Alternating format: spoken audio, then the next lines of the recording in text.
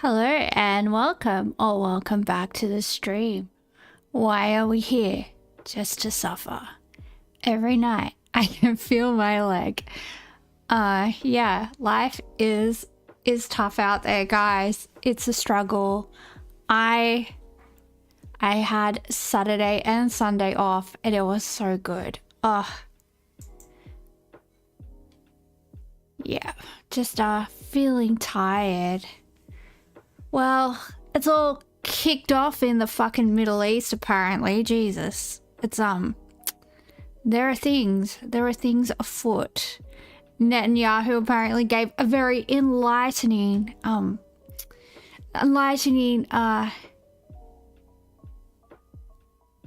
interview into the machinations of his evil little poo head mind.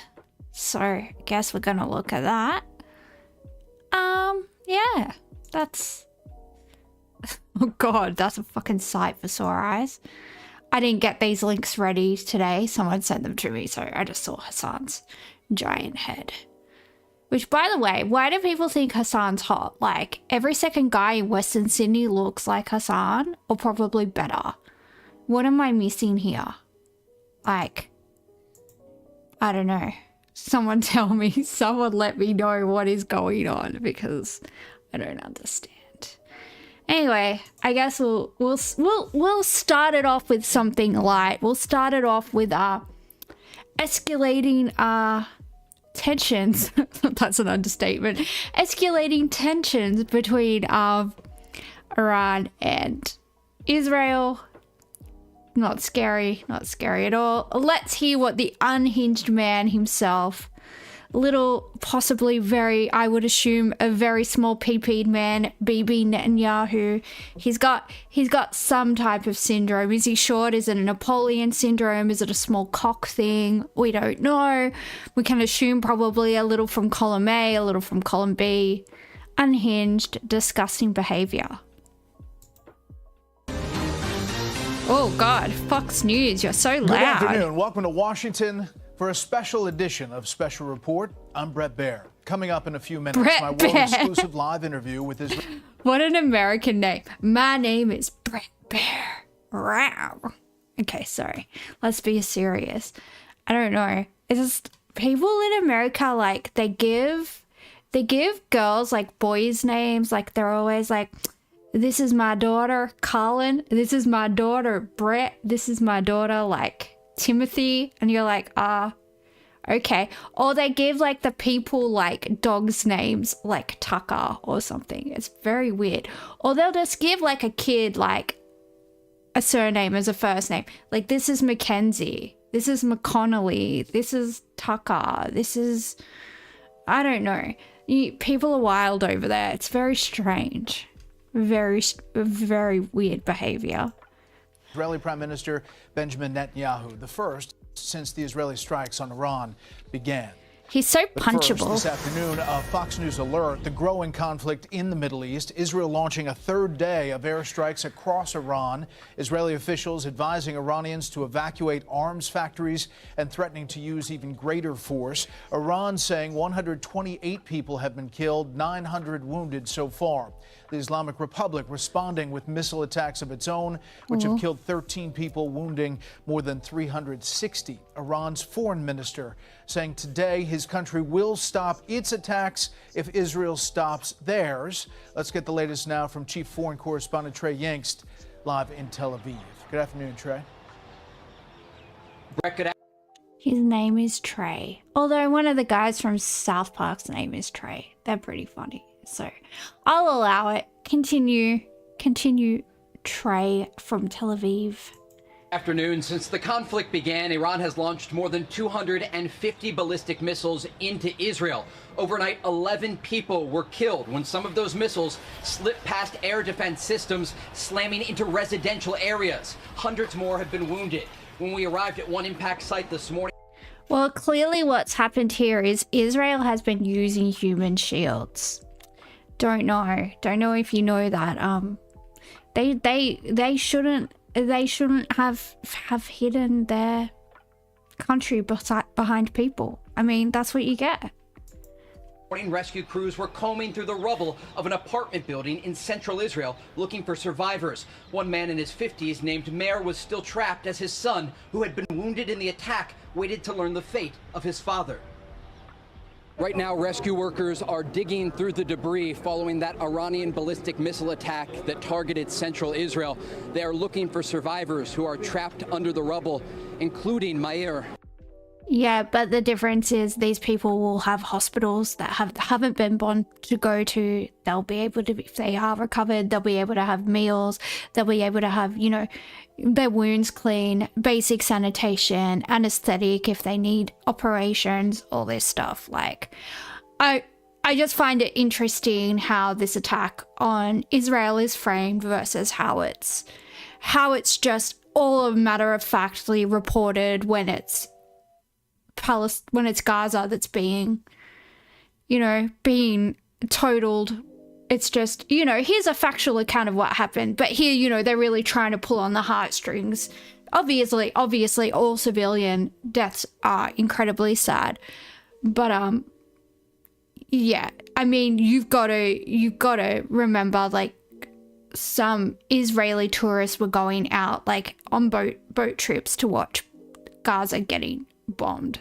So yeah, I mean, it's tough out there. It's really insane to me just how you can go out and just dehumanize a group, and then we have to be really careful that we don't dehumanize Israelis as well.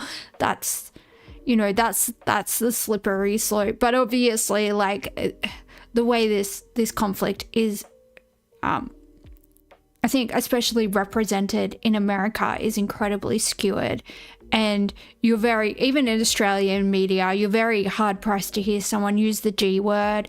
I've heard some people refer to what's happening in Gaza as an ethnic cleansing, but even then, yeah, people are really trying to minimalize what's happened. And then obviously, like, this place is flattened, not saying nothing is happening in Israel at the moment. Obviously, you know, we can see the debris, but compared to what's been happening in Israel in Gaza for the last, 18 months or something, it's not really comparable, is it?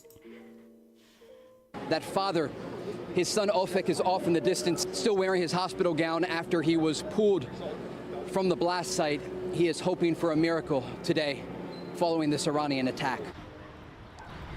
Israel is responding to these recent attacks with more airstrikes targeting both military and energy positions inside Iran. Iranian media reports 128 people have been killed and 900 injured. We know among that list are Iranian nuclear scientists and top IRGC commanders targeted by Israel. Iran's foreign minister spoke today about the American support for Israel during the conflict. Now, in conversations with Israeli sources, they are drawing a stark contrast in what is happening here.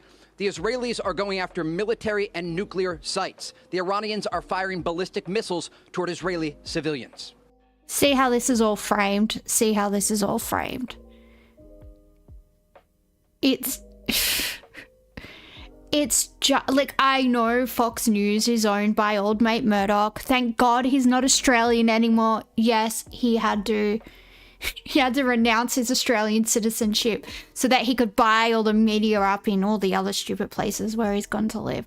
I don't know, be American, mate. It obviously suits your personality a lot more, you freaking warhawk. Where was I going? Oh yeah, well, these dickheads obviously have an agenda. You know, Israel would never attack innocent civilian guys. They would never. It just so happens that Hamas were hiding in all the primary schools and in all the kindergartens and in all the hospitals. But me and Iran, they're just targeting innocent civilians. Meanwhile, like, Iron Dome, you literally see, like, missiles coming out of, like, children's playgrounds. They open up, like a freaking X-Men movie where, what's it called? The Blackbird comes out of the school in X-Men, like the basketball court or whatever opens and the Blackbird, like, flies out. Yeah, this is like, it's like a movie. Israel really are just cartoon villains. It's actually just fucking nuts at this stage. I don't like this guy's face. Just gonna put it out there. Bad vibes. Trey Yingst in Tel Aviv. Trey, thank you. Joining us now, Israeli Prime Minister Benjamin Netanyahu. Mr. Prime Minister, welcome back to Special Report. Thank you. Good to be with you, Brett. First of all, let me start at the beginning. Why did you launch this operation now? Because we were facing an imminent threat, a dual existential threat. One, the threat of Iran rushing. All we did was bomb them first, but they're trying to develop nuclear capabilities. Oh, Israel, do you have nuclear capabilities? You're not even developing nuclear capabilities. You do have nuclear, so by their own logic, Iran can just fire down as many missiles as they want because you have nukes. You have nukes, baby. Isn't that how it works? To weaponize their enriched uranium to make atomic bombs with a specific and declared intent to destroy us. Second, a rush to increase their ballistic missile arsenal into the capacity that they would have 3,600 weapons a year, new weapons within 3 years, 10,000 ballistic missiles, each one weighing a ton, coming in at Mach 6 right into our cities, as you saw today. And then in 6 years, 20,000. That's no country can sustain that, and certainly not a country the size of Israel. So we had to act. It was the 12th hour. We did act to save ourselves, but also, I think, to not only protect ourselves, but protect the world from this incendiary regime. You're not protecting us. If anything, you're making us more of a target. All of the terrorism and stuff that has kicked off in the West is directly tied to Israel dragging America and by proxy the coalition of the fuckwits into every fucking conflict in the Middle East. And this is all him just sitting back like a cartoon villain doing the Mr. Burns hands. Excellent, fucking he's so punchable, mate. He's so fucking punchable. We can't have the world's most dangerous regime have the world's most dangerous weapons. We're protecting ourselves, but by doing so, we're protecting many others.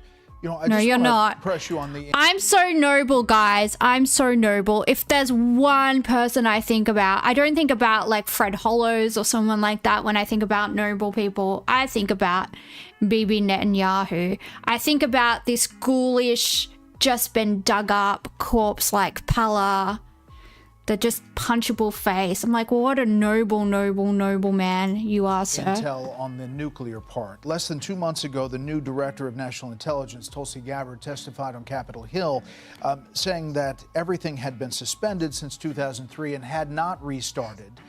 That the nuclear program had not been restarted by the Iranians. So did something change from end of March until No, this he's week? a liar. Was the U.S. intel wrong? The intel we got and we shared with the United States was absolutely clear. It was absolutely clear that they were working in a secret plan to weaponize the uranium. They were marching very quickly. They would achieve a test device and possibly an initial device within months and certainly less than a year. That was the intel we shared with the United States. I think we have excellent intel in Iran. I think we've proven that. And that is something that we couldn't possibly accept. Whether it would be 6 months or 12 months or 13 months is immaterial. Once they go that route, it's too late. And we will not have a second Holocaust, a nuclear Holocaust. We already had one in the previous century. The Jewish state is not going to have the Holocaust meted on the Jewish people. It's not going to happen. Never again is now, and we had to act now. What is the goal of... Never again is now. Yeah, you're committing a genocide. Never again, when they say never again, they're referring to the logo you see at all the Holocaust museums around the world where it says never again. This guy is so, you couldn't write. If you were teaching a literature class and your student wrote Bibi Netanyahu, you would say, this is a bit on the nose. This is too much of a caricature of an evil person. Just if the physical description and just the way he behaves, it's no, we have to make it a little bit more nuanced. That's not believable. Even, even the most evil person in history was at least, you know, maybe charismatic or at least likable, you know, superficially on some level. You would be like, take it, like, I'm sorry, I can't pass you. You've got to work on this a bit more. Of these strikes. You talked early in one of your speeches after the attacks began with a message directly to the Iranian people. Clearly, some of these strikes have targeted Iranian leadership, military, nuclear scientists, and other leaders. So is regime change part of the effort here?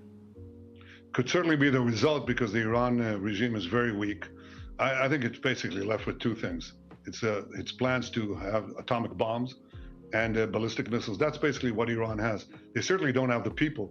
80% of the people would throw these theological thugs out. I mean, they murder them, they oppress them for 46 years, they've yearned for freedom. I mean, they shoot women because their hair is uncovered. They shoot students, they just suck the oxygen from this brave and gifted people, the Iranian people. And you know, the Persian people and the Jewish people have had an ancient friendship. Goes back to the times of Cyrus the Great. It could happen again. But again, the decision to act, to rise up at this time is the decision of the Iranian people. We decided to act because we saw enough uranium, enriched uranium, for 9 bombs. And all they had to do was weaponize them. We stopped that. We're attacking their nuclear sites. We attacked their chief nuclear scientist it's like Hitler's nuclear scientist. Do I think he's trying to prolong his term for war crime charge reasons? Yeah. Look, if there's any justice in this world, this guy's before the Hague, you know, soon. But, you know, does what's that act that America has where, like, if they ever get tried, like, if anyone tries to ever take America to the ICC for war crimes. Is it called the American?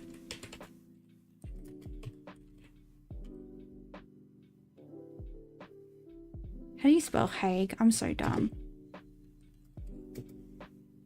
America. Okay, well, I can't spell, but that's all right.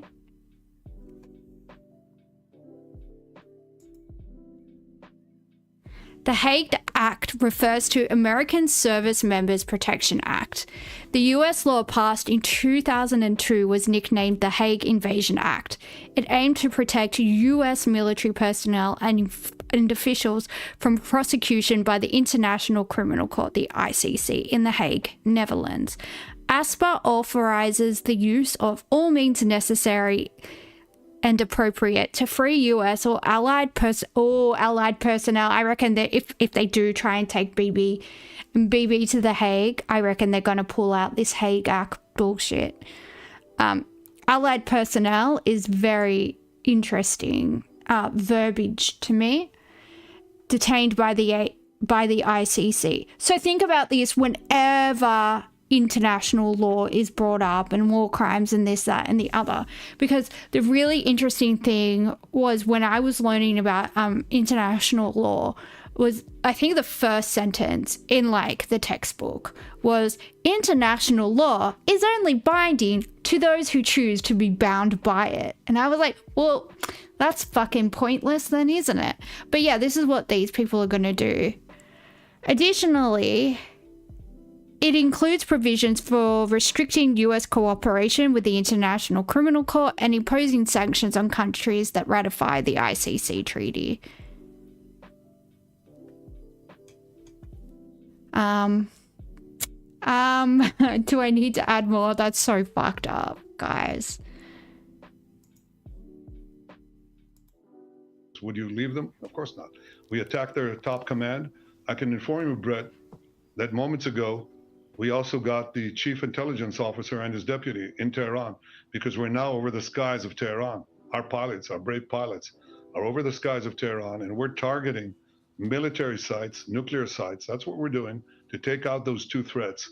Unlike the Iranians, who your reporter said correctly, they're targeting our civilians. Yeah. They're bombing our civilians. So that's the difference. They're a terrorist regime. We can't have Iran have nuclear weapons. And by the way, our intel shows that they intend to give these nuclear weapons to their Houthi proxies and others. And that's nuclear terrorism on a global scale. It threatens everyone. And the last thing is they have plans to develop intercontinental ballistic missiles. Right now, 8,000 kilometers, very soon, just at a little distance, and they can reach the eastern seaboard of the United States. These people who chant death to America, try to assassinate President Trump twice, killed 241 of your Marines in Beirut, killed. Is he trying to say that the Iranians were behind the 2 attempts on Trump? Because I'm pretty sure they were like deranged, like really far left indoctrinated weirdos. Weren't they connected to like BlackRock somehow? Isn't BlackRock Israeli, or at least run by Israeli dual citizens? Let's see. Tuki. BlackRock Israel.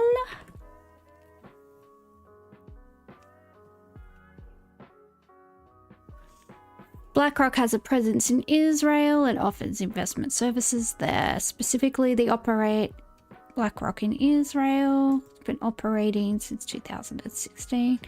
Okay. BlackRock owners.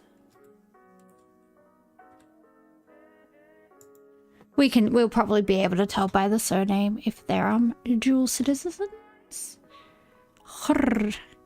Please. Open sesame. Why are you so pixelated? Oh, because it's on Instagram.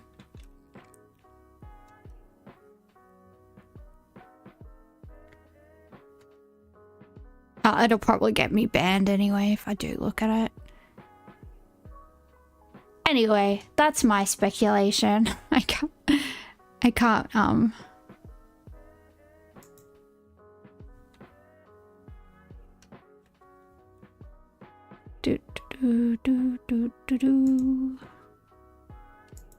and injured thousands of American soldiers in Afghanistan and Iraq. Try to bomb a restaurant in Washington, D.C. Chant death to America, burn the American flag. Do you want these people to have nuclear weapons and the means to deliver them to your cities? Of course not. Yeah. So we're defending ourselves, but we're also defending the world. I want to talk about the thank nuclear threat. I you. want to talk about President Trump. You just said... Thank you, baby. I feel so much safer now knowing that you are looking out for me. Little old me and little old Catholic me in Australia. I'm sure you're just really, I'm just the type of person you think about my safety before you go to sleep at night. Mate, pull the fucking other one. Iran tried to assassinate President Trump twice. Do you have intel that the assassination attempts on President Trump were directly from Iran?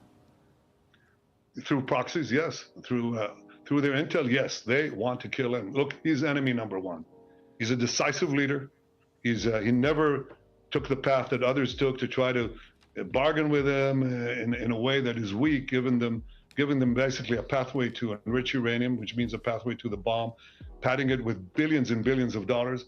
He took up this fake agreement and basically tore it up. He killed Qasem Soleimani. He made it very clear, including now, you cannot have a nuclear weapon, which means you cannot enrich. He's been very forceful. So for them, he's enemy number one. Yeah, why does America get to decide who gets to have nukes and who doesn't? I'm not saying Iran should have nukes. I think no one should have nukes. I think everybody should have to give away their bad boy toys. That's what I think. But don't know how you would enforce that. Probably unenforceable. But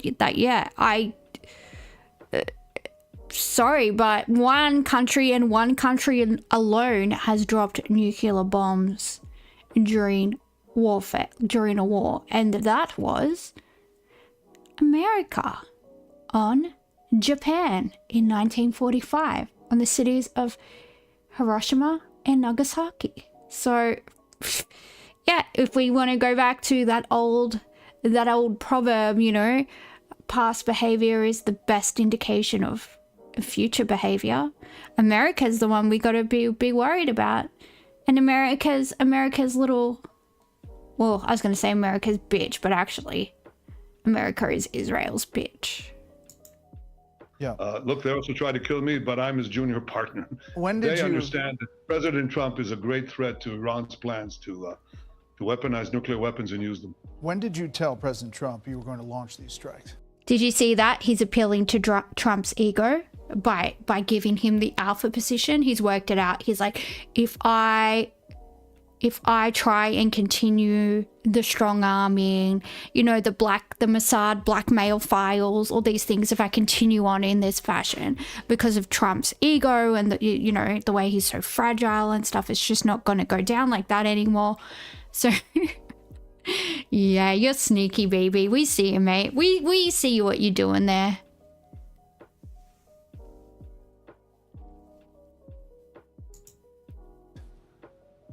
Look, I've been in constant contact with President Trump. We've known each other for many years. And obviously, we informed our American friends and President Trump, our great friend, ahead of time. We did. He knew about it, of course. I mean, there were reports that President Trump kind of helped you achieve your strategic surprise by publicly urging you not to attack when he already knew you had decided to do it. So you were closely coordinating with the U.S. throughout this process. Look, we're fully coordinated, but understand that America, under President Trump, will make the decisions that are best for America. And that's the way it is. He understands that I, as the Prime Minister of Israel, the one and only Jewish state, must make the decisions that are important for the survival of my country, and he will do what is best for America. That is a relationship of mutual respect and mutual confidence. Does Israel have the capacity to strike Iran's nuclear sites deep underground? Well, we've certainly done quite a bit. We've destroyed the main facility in Natanz. That's the main enrichment facility. And if we need to, we'll add whatever is needed. But yes, we're committed to achieving both goals. And I'm not going to get into all of our objectives. I don't want to get into specific operational plans. But it's our existence, but not only ours. I think it's a wider battle here of civilization against barbarism, of good against bad. I mean, this regime, look at what it's done without nuclear weapons. It's just fomented evil everywhere. I mean, they've pushed international terrorism to the hilt into every part of the Middle East, in Syria, in Iraq, Lebanon, where they had Hezbollah, Hamas, where they encouraged the Houthis, the great massacre of October 7th, the Houthis. That's what they're doing when they don't have nuclear weapons, including attacking American targets. Now imagine what they'll do if they had nuclear weapons. And I'm always amazed at people who say they care about America and they don't want a war. They're right. This is a forever war that Iran is doing without nuclear weapons. And imagine what they will do. He is so manipulative. He is so manipulative. But I think a lot of people now have kind of seen through the curtain. I think people are waking up now, to the successive invasions in the Middle East since Iraq.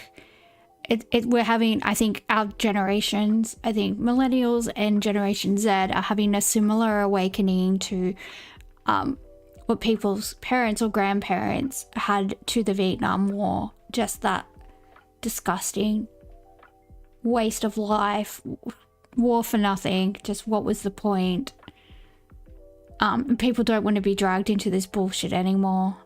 There's no Iranians, there's no bad Middle Eastern men under your bed, guys. Like, you're going to be fine. If they have them, I think for the security of Israel, America, the world, we must make sure that they don't have these weapons and the means to deliver them. And they're working on both. I just want to ask you about the nuclear sites. Fordo nuclear enrichment facility located deep inside a mountain. These are from Iranian nuclear experts. Inside this mountain near Qom. Esfahan, deeply buried facility where Iran stores its highly enriched uranium. In some ways, experts say it might even be more important than Fordo. The IAEA says it's a half-mile deep. So I guess the question is, if the goal is destroying Iran's nuclear program, how do you do so without the 30,000-pound bunker buster bombs that really only the U.S. has? Have you asked President Trump to use that 30,000-pound penetrator bomb to get to those facilities? I'm not going to get into my discussions with the president, but understand that his decisions are his decisions. As for these targets, we've destroyed in Isfahan the conversion facility they had. That's a very important facility that without which you can't really build a weapon. That's gone. There are other plans that we have. I won't get into it. I think Israel has shown that it has, well, how shall I say it? We're the innovation nation that we're called that, startup nation. So we have quite a few startups and quite a few rabbits up our sleeve. And I don't think that I should get into that. Okay. Well, I mean, are you getting everything from the fully- U.S. that you've asked for? Is there something that you've asked for that you're not getting? What I'll say this is that I deeply appreciate President Trump's decision to help in the defense of Israel. American pilots are shooting down drones that are headed towards Israel, as do our pilots.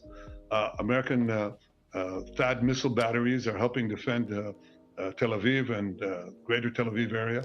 American Aegis ships are in the Mediterranean. That's all a decision by President Trump, which I deeply appreciate. Again, his decisions on what to do at any given time is the president's decision. I trust his judgment completely. Do you have any estimate on how much you have set back Iran's nuclear program? I think we've set them back quite a bit. I think they were completely surprised. And you know, surprise is a great element of success. Remember the Pagers? Remember Nasrallah? That's part of breaking up the Iranian axis. And we achieved that with surprise. And I think we achieved a great surprise the other day when we started. You know, we could wait and wait and wait. They'd string along the negotiations. We gave them a chance. I gave them a chance. But it was clear they were. This man has never done anything good faith in his life, I guarantee you. He has never entered into any negotiations in good faith. He walks in with his little Mossad dirt file. You know, this is why they were always getting the politicians to go to the sex parties. And this was what Epstein was all about, right? Like Ghislaine and Epstein were Mossad agents. Ghislaine Maxwell's father was a well-known high-up Mossad agent. Like, he goes in there with the dirt file because, you know, they get them to do things perhaps like somebody is under the age of 18 at one of these parties and they're like, oh, we've got you here. Or, you know, a lot of these people are freaks in a, you know, sexual sense, shall we say. And they'll work out what their proclivities are and they'll, you know, make sure those are catered to. And it's always being filmed. So all these people have dirt files on them. It sounds like a bad movie, but it really is like freaking Stanley Kubrick's Eyes Wide Shut out there with all these rich people. Rich people are absolute freaks, guys. Absolute freaks. All of them. Disgusting behavior. Not serious about it. It became clear, I think, to the United States as well, because the president was very clear. He said, you can't have nuclear weapons. And in order not to have nuclear weapons, you can't enrich uranium. And they basically strung everybody along, and it was clear to us it was going nowhere. I could wait and wait and wait until they officially declared that the talks were off, or they, you know, and we'd officially declare that we're going to attack them. That's not how I conduct wars, and it's not how Israel conducts wars. So we're, you know, we're geared to do whatever is necessary to achieve our dual aim, to remove two existential threats, the nuclear threat and the ballistic missile threat. And we're doing that as we speak now in Tehran, but we're not bombing the population. Do you think there would be any conflict in the Middle East if Israel wasn't there? I don't know, just throwing it out there. Do you think that if there wasn't some type of enmeshment between America and Israel, would the West be such a target for terrorism? I don't know, just throwing it out there, just speculating for entertainment purposes only. Don't sue. We're telling the population, leave. So when we hit the targets embedded in civilian areas, you won't be hurt. And there's now mass migration from Tehran right now. That's what's happening. So because we're giving them forewarning. Mr. Prime Minister, what proportion of Iranian air defenses do you think you've taken out? Back in October, he's such a good man. Look, he's sitting there so proud of himself. I'm a humanitarian ghoul, guys. I'm committing the most humanitarian genocide of all time, guys. the air defenses were really decimated. Now you say you have kind of control of the skies as you're picking these targets, yet these missiles and drones are still coming your way as they attack, as you point out, civilian areas inside Israel. Well, you're right. First of all, we're doing a lot to prevent a lot of them from coming in, but it's not hermetic. You're quite right. But when I say we have control of the skies, you correctly. They confirmed at least 20 children dead in Iran. Yeah, but he doesn't consider them people. He doesn't, this guy doesn't, if you aren't of the chosen people, you're not a person. Like, I think I read, like, the Talmud literally calls non-Jewish people goyim, which means cattle. They think that we're cattle. We don't have human being status in their eyes. You know, and you have to look at it from the perspective of Israel. Israel is a theocracy. It's because Judaism's in like this unique position, I guess, where it's an ethnicity and it's also a religion. And so the religion is in some ways, you know, the philosophy, the laws of the state. And if you view people that don't share your religion or don't share your ethnicity to be cattle, then that gives you license to just treat them like they're meat. Because how do we treat our meat? You know, we might be nice to ourselves while we're raising them, while we're fattening them up. We treat our dairy cows well because we want them, you know, to lactate a lot and give us a lot of milk. But our steaks, you know, once those steaks are ready, what do? It's just a bolt gun to the brain. Off you go. Like he's getting the cattle in the West are, you know, they're doing the job. We're doing the job he wants us to do. Actually said that they had a very dense anti-aircraft batteries between the western border of Iran and Tehran, and basically our incredible, there's no other word to describe it, our incredible intel guys and the Mossad, they did wonderful work to peel off the layers of protection that they had, and our pilots took them out. And so we have a free highway to Tehran, and we can now pick off the targets that we need in Tehran and other places without having our planes shot down. And so far, none of them have been shot down. And I hope that continues. But we are absolutely resolute to remove this threat. This is what you have to do when you stand. Anyway, guys, I've got to be careful because I'm not Hassan and I don't come from a family of oligarchs and connected people. So obviously I haven't said anything on par with any of the stuff Hassan said, but, you know, I'm just a poor girl from a poor family. It's, you know, it's not going to go well for me if anyone, you know, tries to say that I'm being anti-Semitic or anything like that. All of my comments are about the state of Israel. I'm allowed to criticize a country's foreign policy, and that's what I'm doing in case any Twitch moderators are watching. But yeah, I obviously don't have all the connections that a lot of people on this site have. So just like in the real world and on the online world, I'm fending for myself, baby. So we've got to be careful out here on these streets, these internet streets. Catastrophe. And I think it's not just our test. You know, Churchill talked about the slumber of democracies. He said that.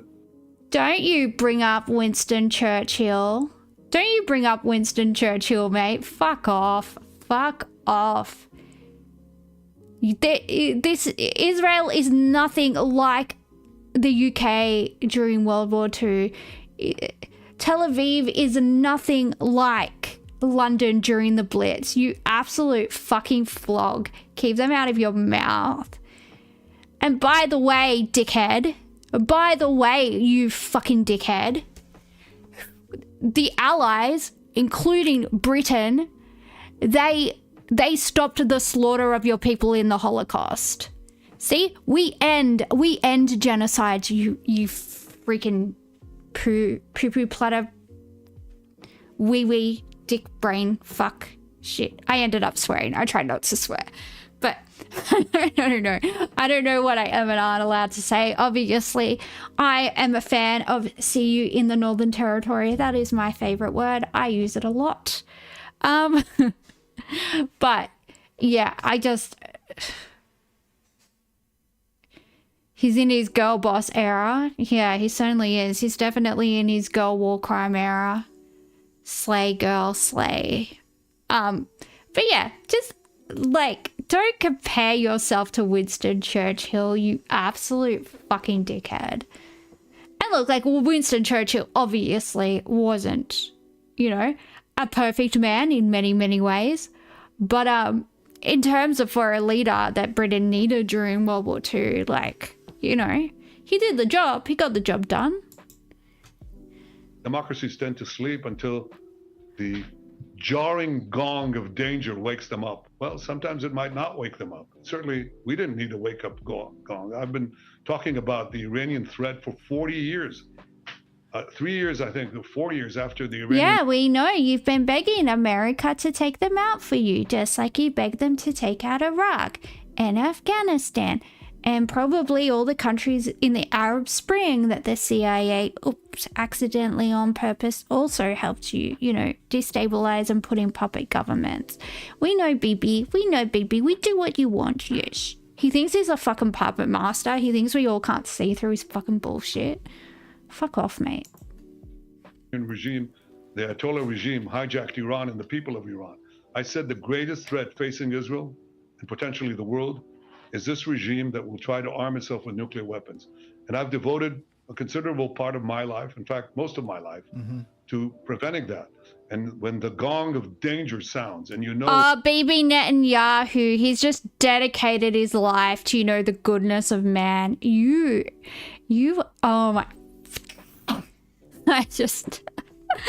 I lose the ability to speak because what I want to say will definitely get me wiped off the face of the internet, at the very least, maybe possibly more than that. Yeah, look, not saying that Iran's government is particularly good. Obviously, like, I like the more progressive Islamic countries, but I'm not going to tell other people, you know, how to practice their religion. Obviously, you know, a lot of people have fled Iran since 1979, so it's obviously not great over there. But you don't get to be, you know, you're not bombing Iran for freaking human rights, humanitarian purposes. You're doing it because they're the one country with the ability to be able to stand up to you and to threaten your position in the Middle East. And sorry, but the state of Israel is, the formation of the state of Israel is, I don't think it's tenable. I think our grandchildren, our great-grandchildren are going to be reading about the failed Israeli experiment. It was a stupid idea. It's displaced so many people. It's caused so much grief for all the native inhabitants, the First Nations people of those countries. You know, for all the Arabic people in those regions, just immense suffering. Was it worth it? No, it wasn't. It's never going to be a country that can stand alone in its own right without US support. Israel crumbles. It's gone. And, you know, what moral obligation does the US or any other country have to Israel? Like, I'm just... Potentially, these are hypothetical questions. I'm not necessarily going to answer them on this stream because, you know, I would potentially like to have a career or a part-time job as a streamer. So I don't want to jeopardize that within, you know, my first month of streaming. But these are just, you know, rhetorical questions. We can speculate to ourselves inside our own minds about, you know, what these... Yeah. It's the last moment. It's the 12th hour. You've got to act. That's what responsible leaders do. And what I seek is that the entire world will do what President Trump is doing. He's standing up for good against evil. He's standing up for the right against the wrong. He's standing up for good against bad. Wait, I missed that. Is he talking about himself in the third person? Oh my God, get help. I'm just such a great guy, guys. I'm just such a great guy. And I think that's very admirable. I salute you for it, President Trump. He's talking about Trump. Okay. All right. He's talking about Trump. It's hard to tell because this is how he used to talk about himself. But now he's worked out that he has to at least pretend that he is submissive because he knows that it'll rub Trump the wrong way, and that Trump's, if Trump doesn't perceive himself as being in charge, then he'll just abandon the Israeli alliance. So he knows where his bread is buttered. Sly little see you in the Northern Territory. The president's also, however, Mr. Prime Minister, calling for Iran to get back to the table, to the negotiating table. You don't seem to be saying that that's worth it. How does this end? Well, in fact, I said it is worth it if they'll do what the president wants, and that is eliminate their enrichment capacity. That's a lot better than my country, my forces, my brave pilots having to do it. It's much better than our Mossad operatives on the ground having to do it. But if they don't do it, and they certainly didn't want to do it, it became very clear, we had to act. We don't wait until we have a nuclear holocaust. That's not going to happen again. So how does it end? Well, it'll end when we remove those capacities, and we will. A nuclear holocaust, that's not going to happen again. There's never been a nuclear holocaust. What are you talking about? Very, very, very early iterations of the atomic bomb were dropped on Japan. I mean, obviously there's been nukes tested since then. There's never been a nuclear holocaust. Or are you talking about your holocaust? Are you saying never again to the World War II Holocaust? Is that what you're referring to? Because you're trying to conflate these two things that have nothing to do with each other. Never again. You're the one that's at the very best is doing an ethnic cleansing in Gaza. At the worst is doing genocide. It's probably leaning more toward the latter now. Obviously, you need to get rid of the Gazans so you can annex that land. We know that was always, we've all seen the maps. We've all seen the plan for Greater Israel. And unless America stands up, and I'm of the mind, and this is my wish, this is my hope, that all of America's allies, America's actual allies, not Israel, who's just like a leech sucking at the teat, taking funding while it simultaneously puts American lives at risk with its support of the Israeli regime. It's not what I'm talking about. I'm talking about America's actual allies, like the UK, like Australia, like Canada. If we say, hey, stop supporting Israel, pull your head in, we do our sanctions, we pressure America at the UN to recognize a Palestinian state. We pressure America to, support a ceasefire. Obviously not in that order, but we've got the power, because if we all collectively say, if all the Western nations collectively say, hey, America, you can eat our bums, we have that bargaining power.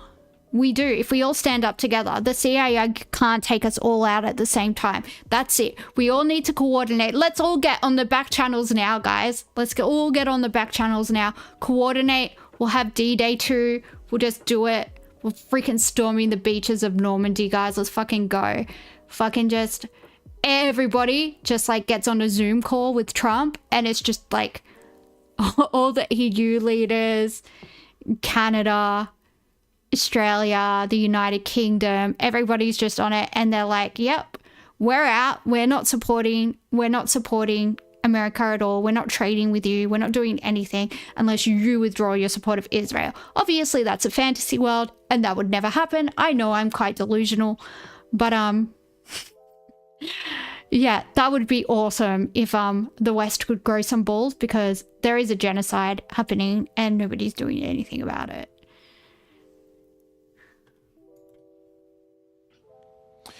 You stop short of killing Iran's civilian leaders, just military commanders, I mentioned, nuclear scientists, but not the supreme leader, Khamenei. There is. That's it, Hyperbovian. Delulu is the solution, Lulu. Like those weird manifestation girls out there, you know, all I have to do is just 100% believe the bullshit that I say. And, you know, I'm just going to win lotto. I'm just going to get like a Calvin Klein model boyfriend. All of these things, they're just, you know, just have to put it out there and believe. All right. There's a Reuters report just moving saying that President Trump in the last couple of days vetoed an Israeli plan to kill Iran's supreme leader, according to 2 U.S. officials. Is that true? Actually, there's so many false reports of conversations that never happened, and I'm not going to get into that, but I can tell you, I think that we do what we need to do. We'll do what we need to do, and I think the United States knows what is good for the United States, and I'm just not going to get it. Okay. The Iran foreign minister today told reporters this: if Israel stops attacks on Iran, quote, our responses will stop. The attack on Iran in the midst of nuclear talks clearly demonstrates the Israel.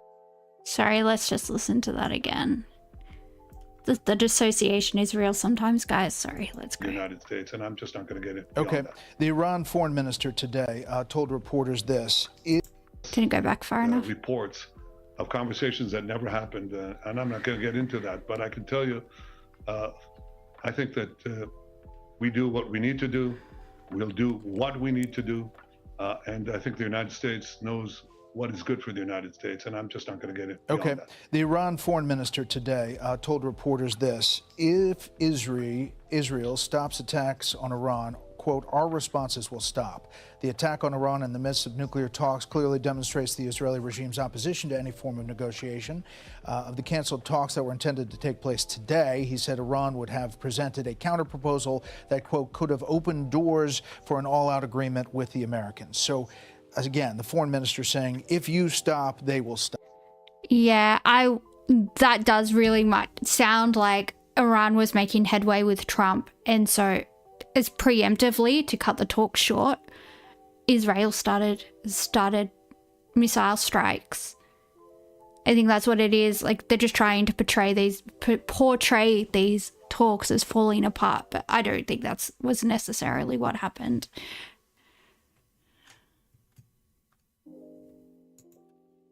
Stop. What's your response to that? Well, first of all, it's hogwash. While they were negotiating, the Ayatollah himself, Khamenei, tweeted again and again, death to Israel. Israel must be destroyed. So some good faith there, right? Aside from that's really rich coming from you, you ghoul. That they had bad faith because they were cheating, and we saw it in our intel. It was very clear, and the U.S. had that same intel.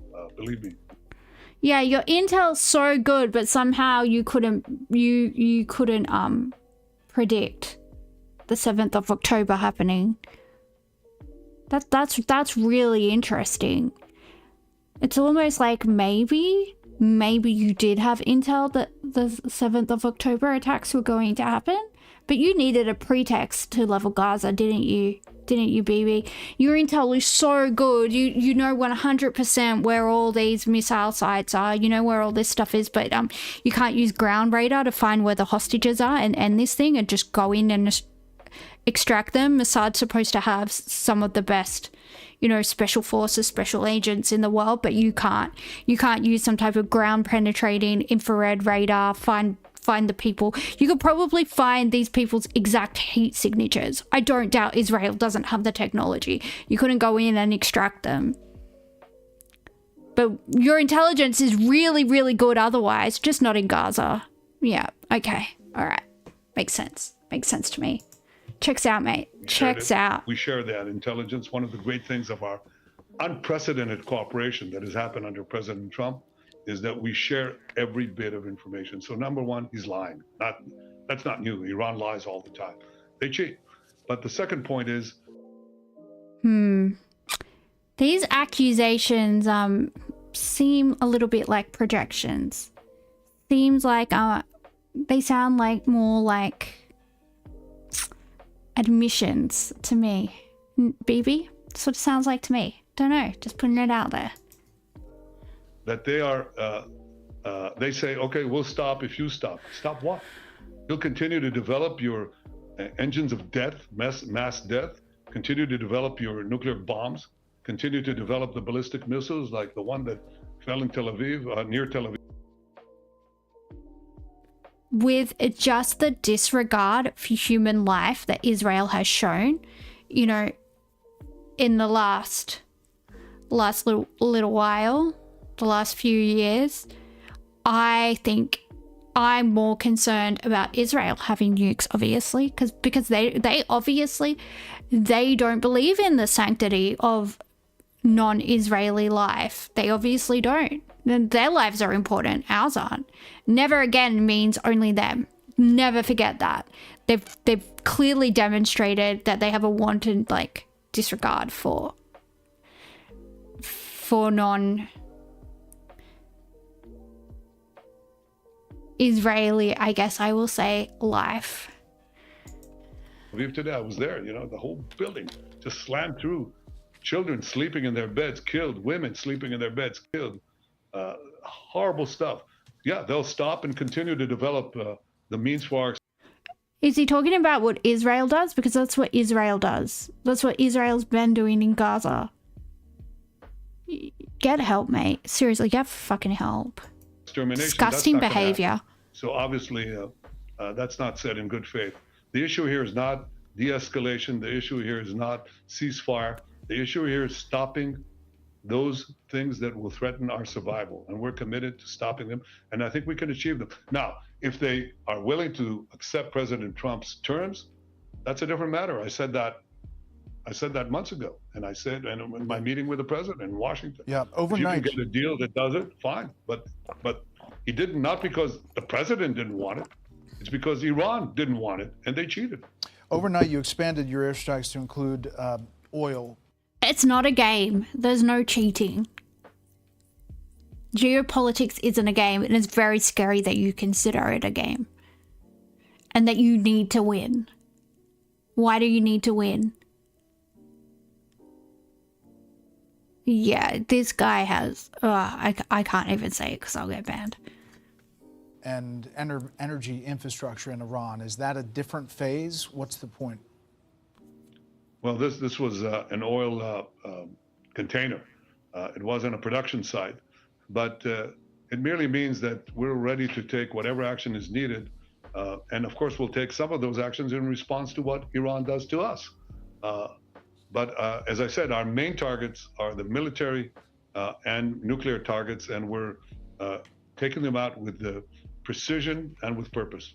We're not hearing much harsh criticism from the Gulf Arab countries. There have been some statements. Saudi Arabia putting out, the Kingdom of Saudi Arabia expresses its condemnation, strong denunciation of the Israeli attacks that targeted the Islamic Republic of Iran, which violated sovereignty. These attacks represent a blatant violation of international laws and norms. That was early on, but not much since then. How do you judge the Gulf states' response to what's happening now? Well, I'll leave that to them. They can speak for themselves, but I truly believe, that we have a great future if we take out Iran. Iran has been the systematic fomenter of wars. This is so reminiscent, guys. Never forget this. Oh my goodness. This is so reminiscent of this freaking hell. BB. Net and fuckwit.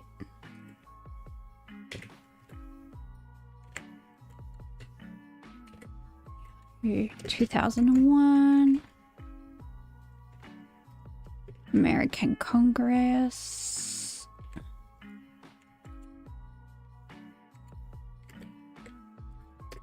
Senate? Congress? Let's try Senate.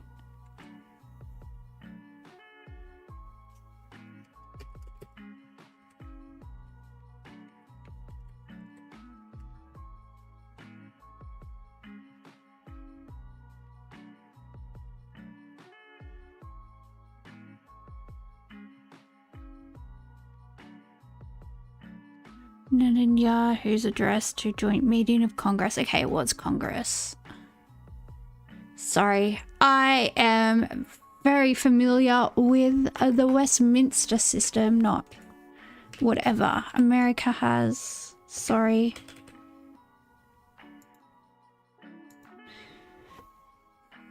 I do like a good parliamentary... You're not gonna give me the video? Come on.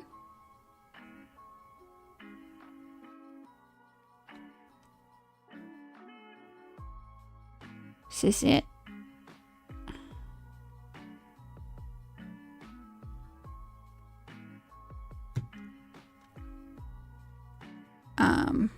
No, this is an hour and 15 minutes.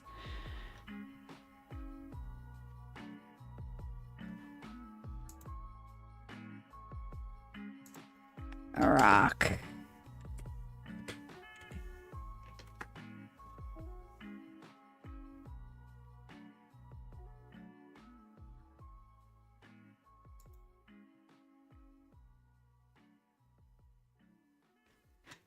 Please be it. Interneting is hard, guys. Can you hear that? Why doesn't that have sound? If you take out Saddam's regime, I guarantee you that it will have enormous positive reverberations on the region. And I think that people sitting right next door in Iran, young people. Listen to this. Listen to this. He goaded America. He convinced America into invading Iraq. It was at this guy's behest. Now he's trying to get us to do the same thing with Iran. And don't think for a second that the coalition of the fuckwits aren't going to be dragged in. Don't think America's not going to expect Australia and Canada and the UK and whoever else to jump in, because he 100% will. He'll expect us all to go. And many others will say the time of such regimes, of such despots, is gone. There is a new age. Something new is happening. And that is speculation on your part, or you have some evidence to that effect? I was asked the same question in 1986. I had written a book in which I had said that the way to deal with terrorism... Way to not answer the question, dickhead. Anyway, we know how that panned out. We know how invading Iraq panned out. Some estimates of up to 1 million dead Iraqi civilians, and for what? Perpetual war since then. We have been in perpetual war, and that's what happens when you declare war on a pronoun.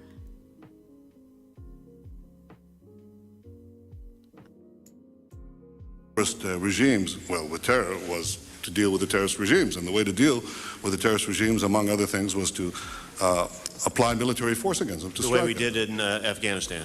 The way, for example, I want to answer your question. Well, I guess I'm running out of time, so I quickly was trying to get there. We've done, I think, what you proposed in Afghanistan, yet I haven't seen that sort of neighborhood effect. Well, I think there's been an enormous effect. The effect was, we were told that there would be a contrary effect. First of all, people said that there would be tens of thousands of people streaming into Afghanistan, zealots who would be outraged by America's action, and this would produce a counter-reaction in the Arab world. But I think you're not saying that when you take an action like we did in Afghanistan, we're going to see all the other countries just fold. No, what we saw is something else. First of all, we saw everybody streaming out of Afghanistan. The second thing we saw is all the Arab countries and many Muslim countries trying to side with America, trying to be okay with America. The application of power is the most important thing in winning the war on terrorism. If I had to say, what are the 3 principles of winning the war on terror? It's like, what are the 3 principles of real estate, the 3 L's, location, location, location? The 3 principles of winning the war on terror are the 3 W's, winning, winning, and winning. The more victories you amass, the easier the next victory becomes. The first victory in Afghanistan makes the second victory in Iraq that much easier. The second victory in Iraq will make the third victory. He's talking about the first conflict in Afghanistan, by the way, not the current. We're talking about, when Russia was in Afghanistan. We're talking about where, ironically, America installed the Taliban. That's what we're talking about. When America funded bin Laden. Bin Laden is a CIA creation, if you guys didn't know that. This is wild. That's what he's referring to. That much easier too, but it may change the nature of achieving that victory. Anyway, just wanted to show you that he's been after Iran for a really long time. He's been fixated on Iran. Sabotage, terrorism. They attacked Aramco, the Saudi oil facilities. They send terrorists everywhere throughout the Middle East. So I think that I have a different conception, a different future.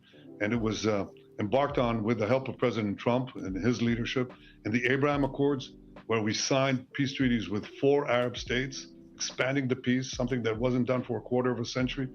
And I believe that we'll have opportunities to expand the peace as well with other of the Arab states next to us. I think they understand that Iran is a mortal threat to them as well. They have their eyes on their oil facilities. They want the waterways with the Houthis. They want to conquer the Middle East. And the one obstacle they've had so far is the state of Israel, because we're the ones fighting Iranians. And the other obstacle they have is President Trump. And I think, I'll tell you, they think that President Trump is an enormous obstacle. They think that Israel is a very big obstacle, and they're out to get us both. In fact, they tried to kill me too. They fired a missile into my bedroom window. They missed. Wow. What was the missile, like the size of a pin? And like, how does a missile miss you? How big is your bedroom? Is your bedroom like the size of 5 football stadiums? Even then, I think you would still get blown up. They flew a missile into my bedroom and they missed. A missile would explode your whole bedroom, you dumb cunt. Do you think we're fucking that regarded? Are you insane?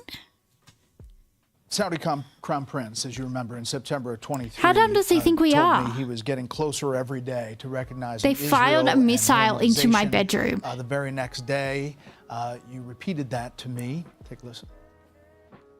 Reports that you had suspended talks. No, that's not true. Not true. So you think, if you were to characterize it, are you close? Every day we get closer. I know you heard those words from the Saudi Crown Prince. What was your response? Well, I was delighted to hear what he had to say, and to borrow a phrase, I think we're getting closer to peace every day that passes. Obviously, October 7th was just a few days later. Can you get back to that moment pre-October 7th? I think what you heard was correct. One of the possible reasons for the timing of Hamas's attack, and remember, Hamas is one of Iran's terror proxies.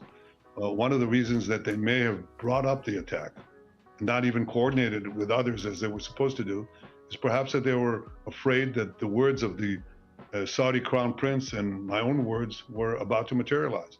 But they will materialize one day, I'm sure of it. And that day will be a lot sooner once we get rid of this mortal threat that Iran poses not only to Israel, but to our Arab neighbors, to Europe, to the United States, to many others. Do not. Listen, I know you're not watching me, Trump, but do not let this little poo-poo platter manipulate you into going to a war with Iran. If he wants to take out Iran, let him try. His country will be wiped off the map. You are not his servant. You don't do his bidding. Don't do his evil bidding. Last thing, Mr. Prime Minister, I'd be remiss if I didn't ask about the situation in Gaza. One of the reasons it's not moving forward, the normalization, is because of how that's happening. Understand that you put the onus on Hamas for everything that's happening there. But as of now, we take the Gaza Health Ministry for what it is. They say the death is 55,000. The United Nations puts it at that number as well, but they're citing the Gaza Health Ministry, and women and children making up half of the dead. Is there an Israeli estimate as far as the death in Gaza since the start of that operation? Well, the ratio of civilian combatants to non-combatants is about 1-to-1, which is unheard of in such a dense urban environment. And that's happening because we're telling the population, leave, and Hamas... That's not what he asked you, dickhead. That's not what he asked you. Well, actually, half of those people are bad. So, Like, is he... The journalist that posed the question to him literally said half of those are women and children. So is he saying that every single man is an enemy combatant? Are they enemy combatants purely because they don't have the what do they call them in, I don't watch Harry Potter, but I know like Harry Potter was like just a really lazy World War II analogy, right? With the is it mudbloods and are they called purebloods? Well, anyway, we know it's because the Palestinians aren't purebloods. They're not all part of Hezbollah, mate. We're not like, sorry, Hamas, not Hezbollah. They're not all part of Hamas, mate. Like, we're not dumb. At gunpoint and sometimes shooting them, saying, stay in the war zone. That's why you have or had a lot of civilian casualties. That is decreased, and happily, because we're doing everything in our power to separate combatants from non-combatants. The reason this war has been going on for so long is, well, one primary reason is the hostages. So you have a dossier on every single Gazan civilian, do you? Every single resident of Gaza, you have a dossier on them. You know whether or not they're a woman or child or a combatant. Is that just based on if they're fighting aged male, they're a combatant? Or is that just based on your really amazing intelligence? Because you have the best intelligence, but you somehow didn't know that Hamas was going to attack on the 7th of October, and you somehow can't find the hostages and safely extract them. You know, even though you've got like one of the best intelligence, the most highly trained people in the world, you can't do it. Like, archaeologists can find like buried cities. They can find, millennia-year-old ruins without even disturbing them and tell us what they look like with like the ground penetrating radar that they have these days. But you can't find a few hostages. No, you're just gonna have to level Gaza. It's the only way, guys. It's the only way. They've taken hostages. Remember, this is the regime that took Americans hostage. There's That's how they began. 53 captives, less than half of them believed to be alive. Is that fair? 20 are alive. The rest, unfortunately, are not alive.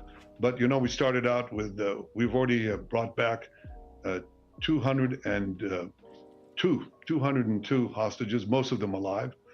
Some people believed in the beginning of the war, in fact, the most senior military people, they said, you would be lucky if we got one. And I said, no, I don't think so. I think that a combination of military and diplomatic pressure will get us, we can get them out. And I'm committed to getting all of them out.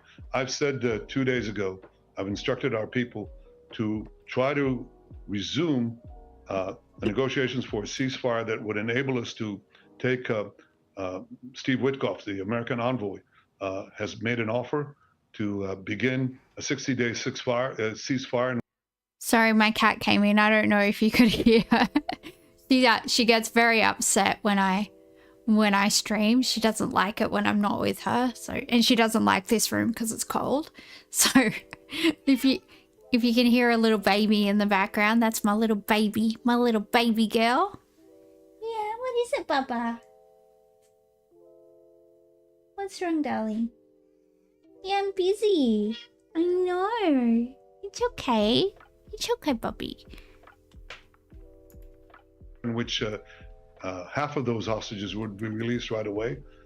And I said, yes, we're ready to go. There's been some development there. I hope we are able to do that because I'm committing to getting them out.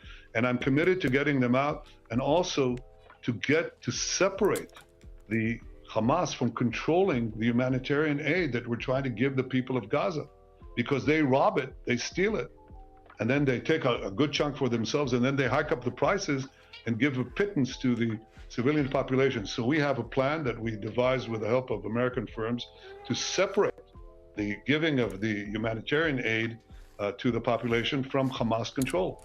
And we're accused of starvation policies and all these other demonizations and vilifications against Israel. Look, we're a democracy fighting. An island in the sea of evil, and we're doing what we can to remove this proxy, this Iran terror proxy as well. But the big problem, the big question for Israel, for humanity, for the world, for Israel and the United States is whether we can take away the weapons of mass death from this cult of death that is in terror. This is so reminiscent about what he said about Iraq. How isn't he's very careful not to say weapons of mass destruction because he knows that's going to clue, like, people's memories are going to jog and go, oh, that's what he said. That's what he said when he goaded us into going into Iraq. So, you know, he's got his thesaurus out, has old Bibi Netanyahu. He's got his thesaurus out. He's looking for, you know, for synonyms for weapons of mass destruction. This guy is an absolute snake, man. Friggin', he looks like, I know I said this last time, but he looks like a necromancer's, like, crown achievement. So just like this reanimated corpse looking motherfucker. Tehran. The tyrants of Tehran will not win. Yeah. We, with God's help, we will win. So just address the critics who say about Gaza that you're trying to make Gaza unlivable in order to push Palestinians out of the territory permanently. When they say that, what's the response? Yeah. Well, because it's another lie. These are incredible lies. I think, first of all, no army in the history. Ask him if you were trying to make a Gaza unlivable, what would you do? And he would probably answer and describe exactly what he's doing now. So that's, yeah. I don't know, mate. We've all got eyes. We can see what's going on, which is clearly at best an ethnic cleansing and at worst a genocide. Like, it doesn't take a rocket scientist to work it out. He is going to clear the land, level it, and then he's going to annex Gaza. And then I guarantee you someone from the West Bank will do something, and they have to level the West Bank, and they also have to annex the West Bank as well. And then they'll probably move on to Jordan or Egypt. We'll see. Of the world has gone through the lengths that Israel has gone to separate combatants from non-combatants using millions of text messages, phone calls, you name it, everything, leaflets even, getting the population out. Otherwise, we'd have an enormous number of civilian deaths. And of course, Israel has that firepower, but we don't use it because that's our moral base. But the other thing is equally that we're not. Sorry, we've got a new chatter. I was kind of looking out the corner of my eye at the chat. Black people are cool too. Ben Givir stepped down when they reached a ceasefire and came back after they returned to bombing them. Well, good to have you in the chat. I don't know if I'm saying your name correctly. I hope I am. Black people are cool too. Yes, they are. All right. Not trying to destroy Gaza. We're trying to remove the threat from Gaza. And as far as the choice of people, if they want to leave or not, President Trump has given a brilliant idea. He said, look, Gaza has to be rebuilt. It's been destroyed because every place is booby-trapped. So, you know, the population finally leaves. They overcome the threats by Hamas to shoot them, and they just leave. They tell Hamas, leave our buildings. And they almost get shot by Hamas. But when they leave, they booby-trap everything. So when we come to fight the terrorists, they set off these charges and they kill our soldiers. What we do is we bring a supercharge, it detonates all the booby traps, and that's how you have buildings destroyed. We also go into tunnels, sometimes at great sacrifice. Our UN ambassador, Leiter, had his son, 39-year-old father of 7, killed because he went as a reserve soldier to defuse these tunnels. But we put charges there, they blow up the tunnels are below buildings, the buildings collapse. So there's a lot of demolition in Gaza. Just a coincidence, guys. The buildings are just in the way. Silly Westerners, don't you understand how it works?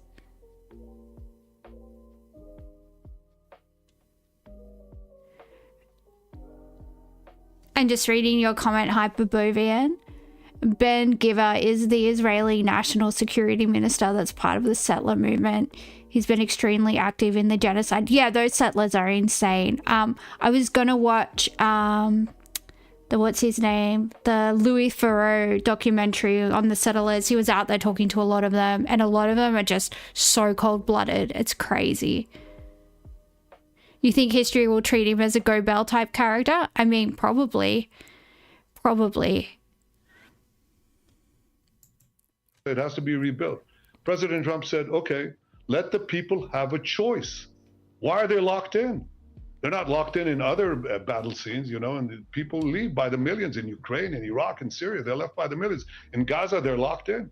He said, why? Give them a choice. If they want to leave to other locations, help them with a voluntary relocation. If they want to come back, they'll come back after the work of basically restructuring Gaza is complete. And I think that's a brilliant plan. I think it's all for the good. It's good for peace. It's good for Israel and the United States. I think it's good for Palestinians. They should be given a choice. Mr. Prime Minister, very last thing. I asked you how long this may last. You said it's up to the Iranians. If you had the opportunity, and you do now, to speak directly to the supreme leader and to speak directly to the Iranian people, what are those two messages you'll say? Well, the Iranian dictator, really, he's a dictator. He's a tyrant. He has sent. That's really rich coming from you, but okay. Us a message calling just about every day for the death of Israel, the destruction of Israel and America, but the death of Israel. So my answer to him is with action, not with words. But to the people of Iran, I say you're great people. You're people of great talent and genius. You have been usurped by this tyranny that has robbed you of hope, has robbed you of a good life. You know, I speak to the Iranian people directly. I don't know if you know this, Brett. I do these videos. I get millions and millions of responses. And they say, Viva Israel, bravo Israel, free us from this tyranny. And I say to them, you're our freedom. I'm going to go with things that never happened. That's what I'm going to go with. Is near. Rise up, be free. Mr. Prime Minister, we appreciate your time in the middle of a very dangerous time inside Israel. We should point out you are inside Israel. We've kept your location private since it's a security situation, but we appreciate all the time you've given us. You're welcome back on Special Report anytime. Thank you. Thank you, Brett. Thank you. Hey, it's Will Kane. Click here. That was a jump scare. Jeez.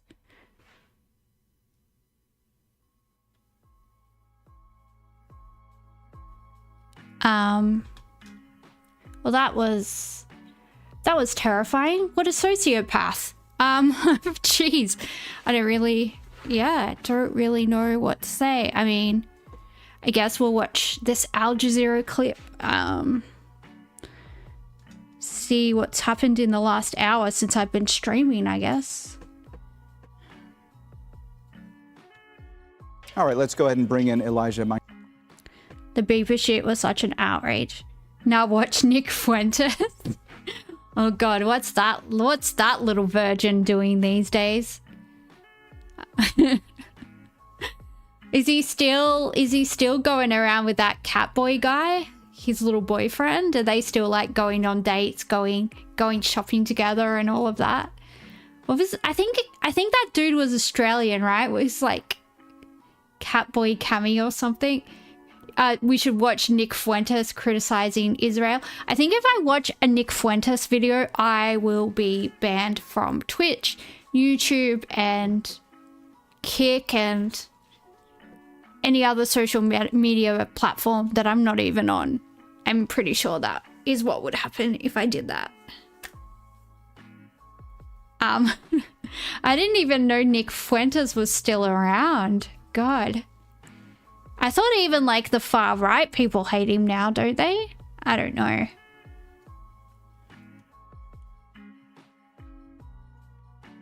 Yeah, I would definitely have to pre-watch a Nick Fuentes clip, that's for sure. Oh my goodness.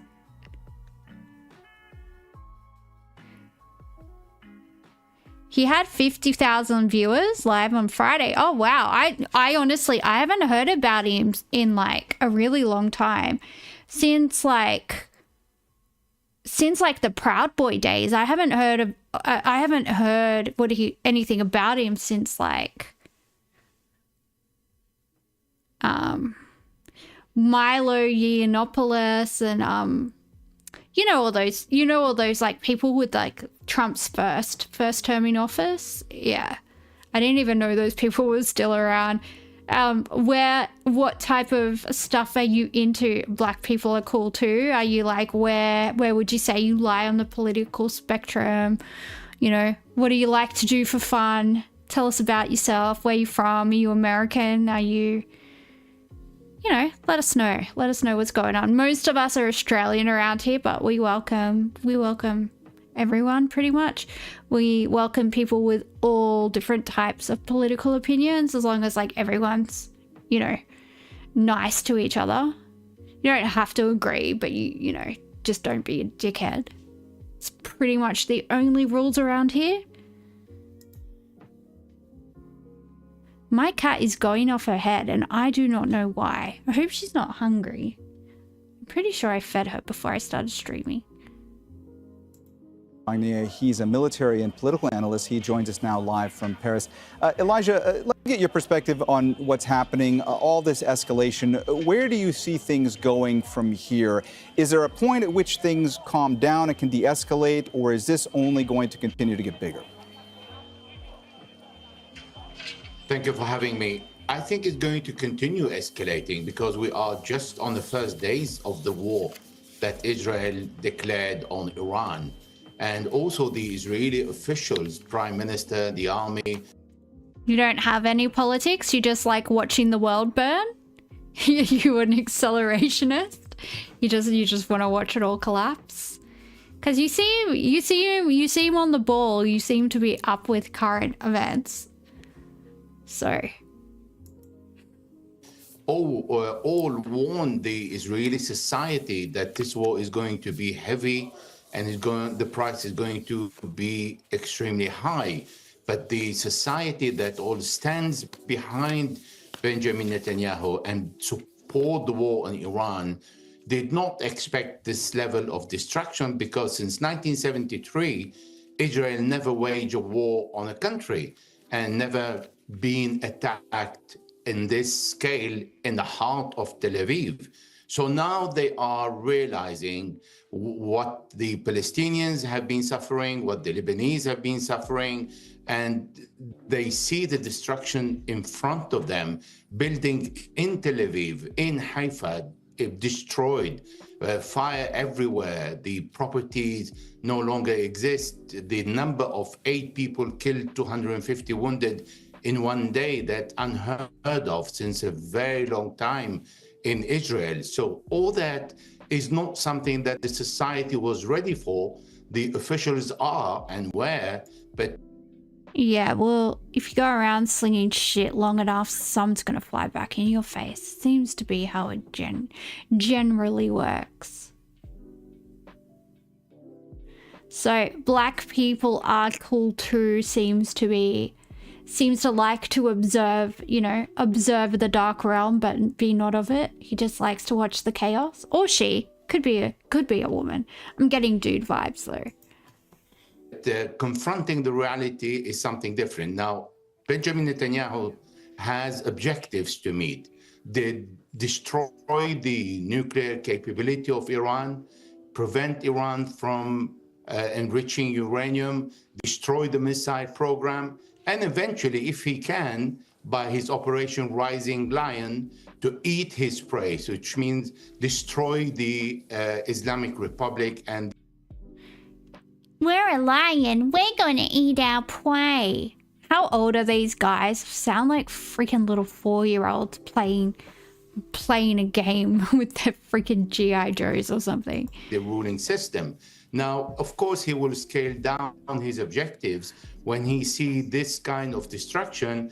And we have seen Iran waking up from the first shock and surprise of day one, when Israel surprised the Iranians and killed many officers. But now we see everything back in control, and we see a very controlled bombing on different hours during the day, different waves, different kind of missiles, and the overwhelming of the limit of the Iron Dome, David Slang, and all the layer of interception missile that Israel is using, extremely costly, but not infinite. Elijah, earlier there was a report that emerged that U.S. President Donald Trump had vetoed a plan that had been presented by the Israeli. Yeah, well, apparently there's only like 2 congressmen in America that don't have like AIPAC handlers. So everyone essentially has taken money from Israel by proxy at some stage. So they're all sort of obligated in some regards. And I don't doubt like there's dirt files. There's definitely Mossad dirt files. Like they've all been to like these weird sex parties and they've all done weird shit on camera. Like I don't doubt that one bit. Yeah. It's dirt files and it's AIPAC money, I would say, primarily. The government to kill Iran's supreme leader. I want to get your perspective on this because Trump had also said that it's possible that the U.S. could get involved in the war. These seem to be contradictory messages.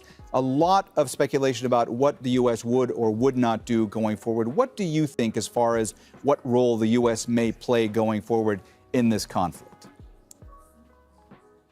What we hear from President Trump at the beginning is he was part of the ruse with Benjamin Netanyahu against Iran when he spoke on the day before the attack in the morning and in the afternoon that the meeting in Oman, Muscat will be excellent, and he's very positive. And then he goes to bed and Iran is bombed. And in the morning, he gives a warning to the Iranians that they have to accept his terms before everything is going to be destroyed.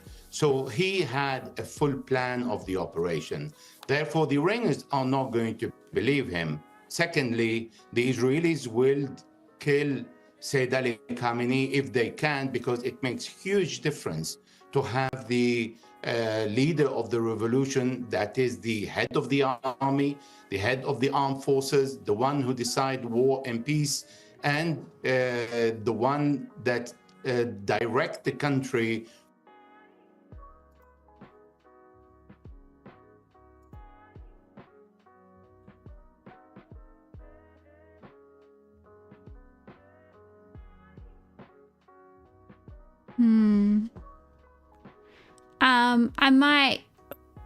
I don't know where Black People Are Cool Too is from, but we were gonna watch something about Australian politics. So if that's not what you're into, then New York Times.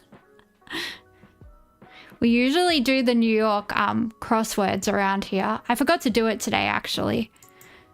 I got too distracted.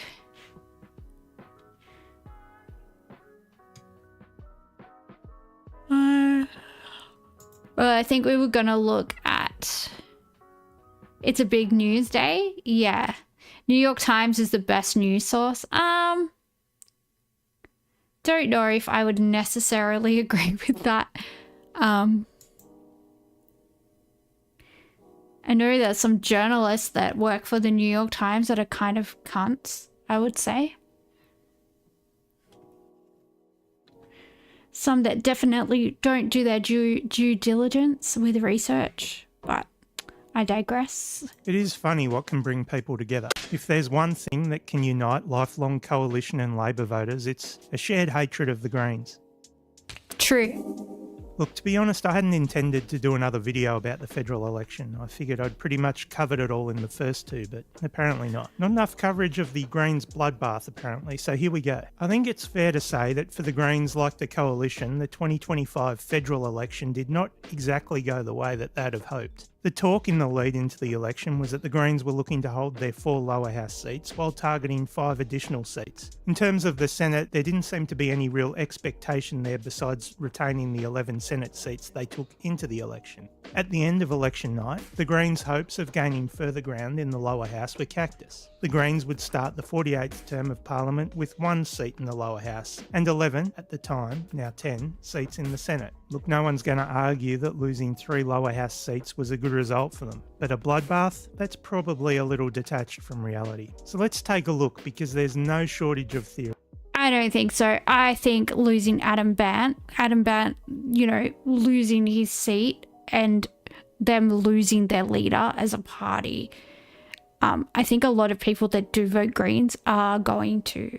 Because for some reason, a lot of people find this effeminate little little icky man that looks like he can't drive a forklift and moisturizes his hands. They somehow find him, I don't know, to have admirable qualities. I just find him to be out of touch with reality. Very, very, very arrogant, very, very up himself, very, very detached from reality. Definitely, I would call him an elitist and classist. He lives in his little inner city Melbourne electorate, just head up his own backside. What more do I need to say? But the fact is, a lot of Greens voters seem to like that. He's no Bob Brown, I will give you that. And I just don't see the Canadian chick, you know, getting the same support. And yes, I will always bring up that she's from Canada. Never forget.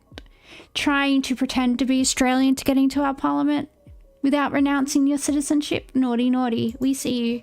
Theories as to why the Greens didn't perform as well in the federal election as they'd have liked to. If you were to listen to their hardcore critics, the election results for the Greens were due to them being too extreme, or it was because they weren't the party that they once were, or they were just a party of protest, or Albo's personal favourite, the Greens political party have lost their way. Whatever that means. But let's set that aside for a moment and let's start with some reality. And that is the idea that voters abandoned the Greens or that their vote tanked just isn't supported by facts. Nationally, the Greens vote, both in the lower house and the Senate. Australia's had some of the heaviest population intake that we've had. We've had the biggest population growth. So if he's going to say that they're votes actually increased, everybody's vote actually increased because there's more people in Australia and voting is compulsory here. Oh my goodness, more and more people have been eligible to become Australian citizens and have taken that up, and with that taken up their civil, like, I thought the dude that made this channel was smarter, honestly.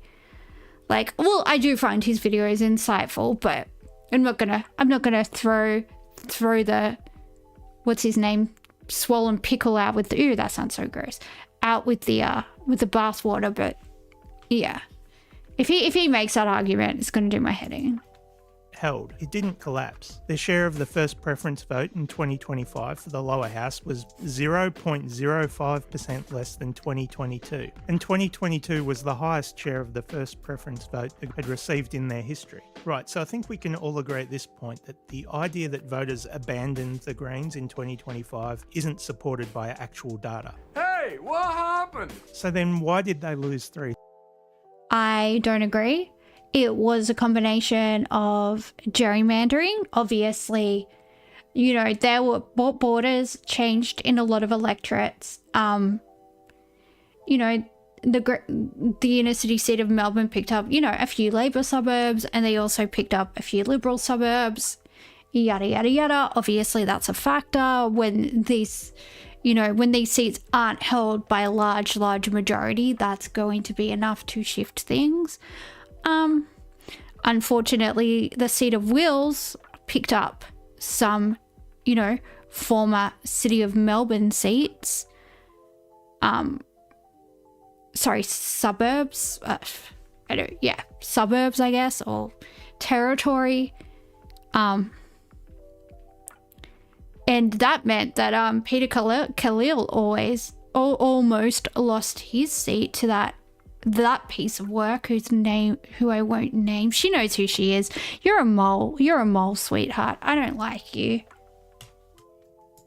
Seats. Prior to the 2022 election, the Greens held 1 lower house seat. In 2022, they picked up 3 additional seats, whilst receiving their highest share of the primary vote in the lower house in their history. But the increase in votes in 2022 doesn't necessarily explain why they picked up those 3 additional seats. Hey, what happened? Let's talk about preferential voting. Australia's preferential voting system is like a political reality show where voters rank candidates, from their favourite to their least favourite. If no one wins a majority of first place votes, the least popular candidate gets voted off and their fans' next preferences are counted, Survivor style. This elimination party keeps going until someone finally gets over 50% and is crowned the winner of Democracy Idol. Preferential voting is a beautiful thing, but by virtue of how it works, it can mean that minor shifts in voter preferences can have large impacts on individuals.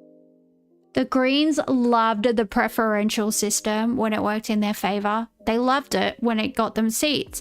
They loved it when it got them, parliamentarians. And now that it's worked against them, all of a sudden the system is rigged and we must change it.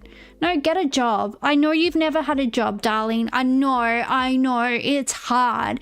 We hate having to get up in the morning to go to work. It's really, really hard. But get a job.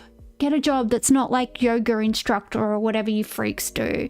Maybe take out the septum piercing, brush your hair, brush your teeth, put on a blouse, put on a nice pair of trousers or a nice pencil skirt, and, work in a call center like everybody else. Suck it up, love. Like, life's hard.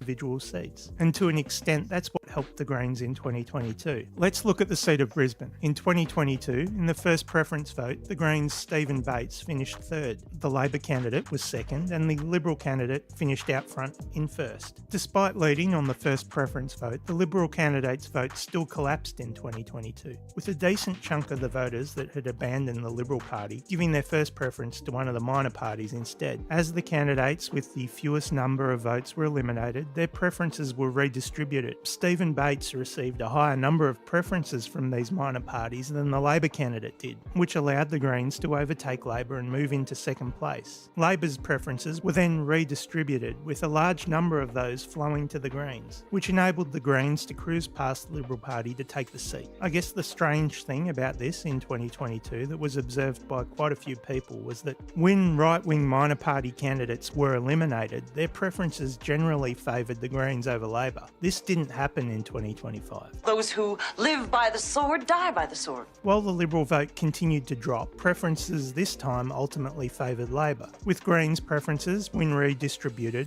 flowing to Labor, allowing the Labor candidate to jump into first place this time. And essentially a very similar... Look, I don't see the Greens party imploding and disappearing from the face of the planet as anything other than a net good for society. Honestly, the most disgusting people in the world, tree Tories, absolutely classist, elitist, look down their nose at working class Australians.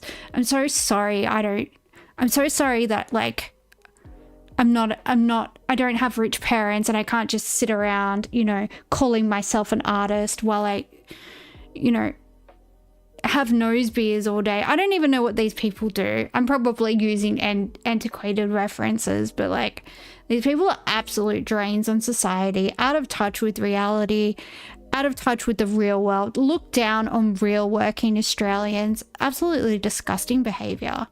They were, you can smell them. You can smell a Greens voter. Yeah. Similar thing happened in the seat of Griffith. In 2022, the Liberal vote collapsed, but they held just enough of the vote to hold second place after first preferences. After Labor preferences were ultimately redistributed, this gave the Greens enough of the vote to take the win. In 2025, the Liberal vote continued its downward trend, causing the Liberal Party to slide to third on first preferences. The Liberals preferenced Labor higher than the Greens, the bulk of... Okay, but the Greens lost a lot of their lower house seats with only first preferences, with no preferences counted, actually. Just with the primary vote counted. So explain that, dickhead. We knew, and we were watching Anthony Green calling the seats. We saw you lose in real time. So if this is all about preferences... And I get in the neck and neck seat before, they were saying really early on, looks like Adam Bent might lose his seat. And yeah, they had to count all the preferences to ascertain exactly what was going on. But obviously people were sick of the divisive nature of the Greens. Their wreckers, you know, that we have this perfect utopia that's like not actually possible, so we're going to block good legislation because it's not perfect. Hey, I'm really, really happy with the women suffering from domestic violence shelters not having anywhere to go. I vote Greens. Yay, I'm good. I'm morally superior to you. Like, eat my ass. How about that, dickheads? Liberal preferences then flowed to Labor, and therefore Labor took the seat. Obviously, there are other factors that contributed to the Greens losing these seats, but the very nature of the three-horse race was the most significant one. In cases like the Queensland seats, where the Libs have started to consistently lose ground, they still have a massive impact on the outcome. There's the possibility that in seats where their preferences ultimately decide whether or not Labor or the Greens win the seat, they could start playing funny buggers and preferencing against the sitting member to flip the seat every 3 years. Don't know what it'd achieve, but it might be entertaining. If you're trying to get... Well, obviously, a smart person is going to be very strategic with their preferences. Like most smart political parties are going to have a statistician that they sit down with and they talk and they do, you know, some modeling and they see how this will play out. Like, oh, what if there's this percent swing to here and this and that and yada, yada, yada, and they'll factor in all the variables. Like, it's fine. Everybody games the system. If you can game the system, game the system. I don't really know what the point of this video is. I do, but I think it's a pointless video. I thought this was going to be I thought it was just going to be shitting on the Greens and I could just have a good time because that's what I like. And I'm disappointed. Get your head around these three-cornered contests. The Guardian have a cool little interactive tool you can mess around with to help explain how they work. Yeah, but what about Adam Bandt, I hear you ask? What happened? He saw a big swing against him in his primary vote. Cause he's a fuckwit. Cause he's a fucky. No, not really. Yes, Adam Bandt's primary vote dropped significantly, but there is an explanation for that other than just the vibe, yeah? The fact is, the seat of Melbourne had its electoral boundaries redrawn, meaning Melbourne... Yeah, it's called gerrymandering. It happens routinely. It happens routinely. The suburb that I grew up in has been removed from the electorate it's been a part of since Federation. It's not in there anymore. They decided to put all the Povo suburbs together, so, you know, I get to be with my friends and we get to do hood rat shit in the hood, and I'm fine with that. I don't want to go to the country club and snort cocaine off hookers' tits or whatever. I don't know what rich people do. I assume that's what you do. I don't know. You're all weird. I don't give a fuck.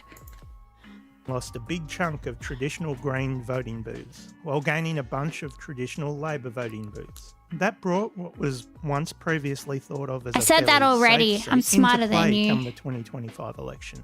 That, along with a couple of factors that we'll come to, ultimately contributed to Adam Bandt's loss there. Bit of a segue here, but one thing I always find interesting with elections is, what I reckon anyway, is a bit of a quirk in the Australian electoral system, and that is the impact of concentrated versus distributed support. So take the Nationals, and I'm excluding the Queensland LNP here. Their share of the primary vote is concentrated on specific seats. By nature of the coalition, they don't run candidates everywhere. The Nationals won 9 seats this time around, whilst receiving less than a third of the primary votes that the Greens did. The Greens nudged almost 2 million primary votes nationally, but they ran candidates almost everywhere.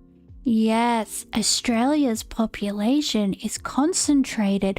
I don't know if you know that, but rural Australian towns have less people and government is representative.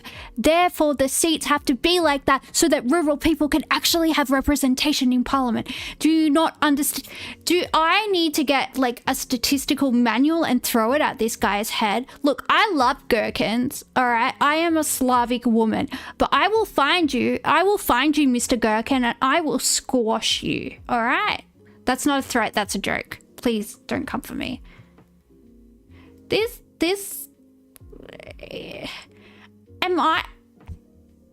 Have I incurred brain damage and I'm missing the point of the video, or is he is he in the developmentally delayed class? Because I'm qualified to help him. That's all right. I'll help you, mate. I'll help you.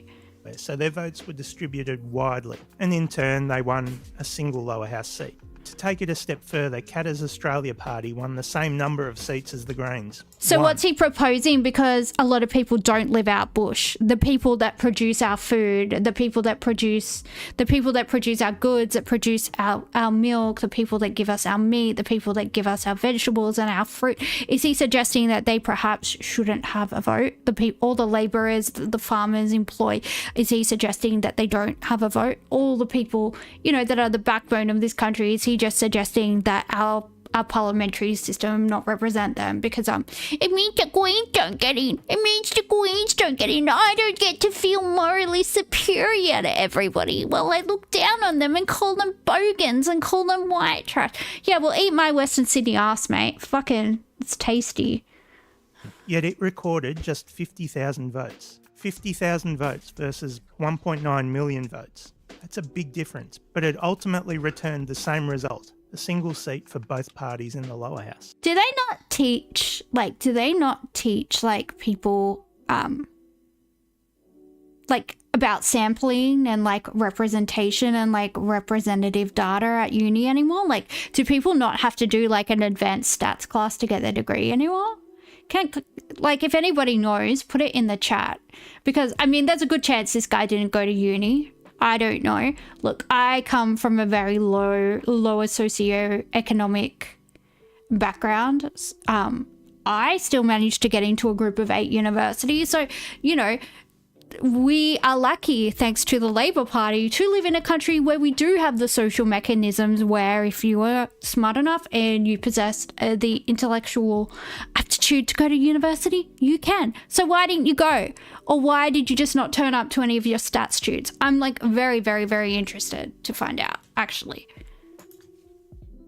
Boring. So we've covered the factual data-driven explanation for why the Greens lost 3 lower house seats. But you don't understand data. Keep the word data out of your mouth. Expectations. First up, let's talk about the right-wing lobby groups. 2 of the more prominent groups that I saw during the election were Advance, fronted by this gremlin, who were hoping to frighten voters toward the coalition, and Better Australia, who were trying to scare people away from the Greens and community independence. If you want a deep dive on Better Australia, check out this interesting read on Michael West's site. In terms of this election, Advance were one of the big spenders, pushing out all sorts of hot garbage, the sort of stuff that would send a Sky After Dark hope. The majority of the seats were called on election night because the first vote is very important data, actually. It's only if, like he said, by his own admission, there's not a clear, winner past the post. Anthony Green was able to call how many seats on election night without any preference counting. Yeah, you are correct, Hyperbovie. And this guy is, I don't know, he definitely sounds Generation X or older. He sounds very old. Just gonna put it out there. He sounds very old. I'm trying to pinpoint his accent, but I can't anymore. But I don't even sound like I'm from Western Sydney really anymore. I've definitely lost that. If you're from Western Sydney, we kind of all have a Lebanese twang to our accents, even if we're not Lebanese. You know how it goes. Just because I've kind of, I've moved all around Australia in my adult life, so I'm trying to pinpoint his accent, and I can't really. But he just, I don't know, he sounds like a bit of a nuffy. Sounds like a bit of a nuff.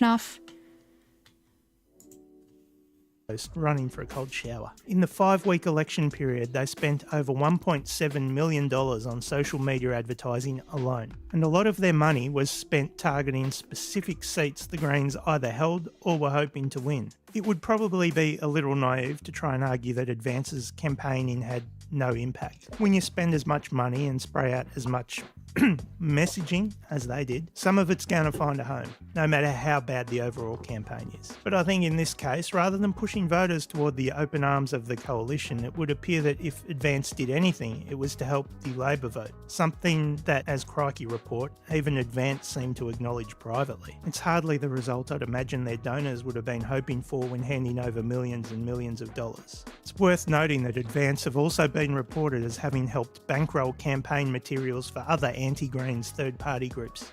Honestly, I'm going to give a shout out to Jordan Shanks, but I think Jordan Shanks just having informational videos with, you know, really researched, really well factual videos, really well researched videos with facts backing up all of his claims, historical context, you know, policy positions, things like this, showing all the really good legislation that Labor has put forth, and then also showing the Greens trying to take credit for it when all they did in a lot of cases was delay the good legislation.